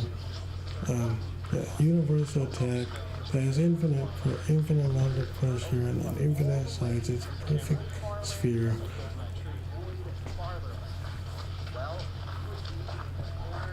And that's impressive. So, and the other last thing before I go is that the light speed for Sukuna and Gojo, and them being able to have an accessible speed being able to move in zero time. For one, Gojo moved in zero time. The prison realm that could be to its infinity, but Sukuna matches his speed. He's supposed to be like Gojo's equal or better, so you could just use Gojo's skill of speed to put it to Sukuna, and you can just say Sukuna matches or a little bit surpasses Gojo's speed. If that's the case, if you highball it to that, then Sukuna would also have inaccessible speed because he managed an inaccessible person going at inaccessible speed and moving in a prison realm, which is a realm with no time, according to Gojo. Also, you could say that even without it, that Sukuna and Gojo still scale to FDL. And the reason why I can say that is because there's a character called Kashimo. He's the god of light, the god of lightning, whatever. But he uses electromagnetic waves, Kashimo, and he uses it against he used it against Sukuna, and Sukuna was able to dodge it. Electromagnetic radiation moves at the speed of light, which are light speed, which would mean you would have FTL. So, if I highballed or linked Sukuna and Gojo, I would give them inaccessible speed and at least universal levels of attack. Universal levels. So, that's it. It's been a fun stream. I'm tired. And I need to get ready for later today because it's 2:07. That was a fun stream. I had fun. I talked a lot about a lot of different things. And I think it's one of my best streams yet. Alright. Until the next one.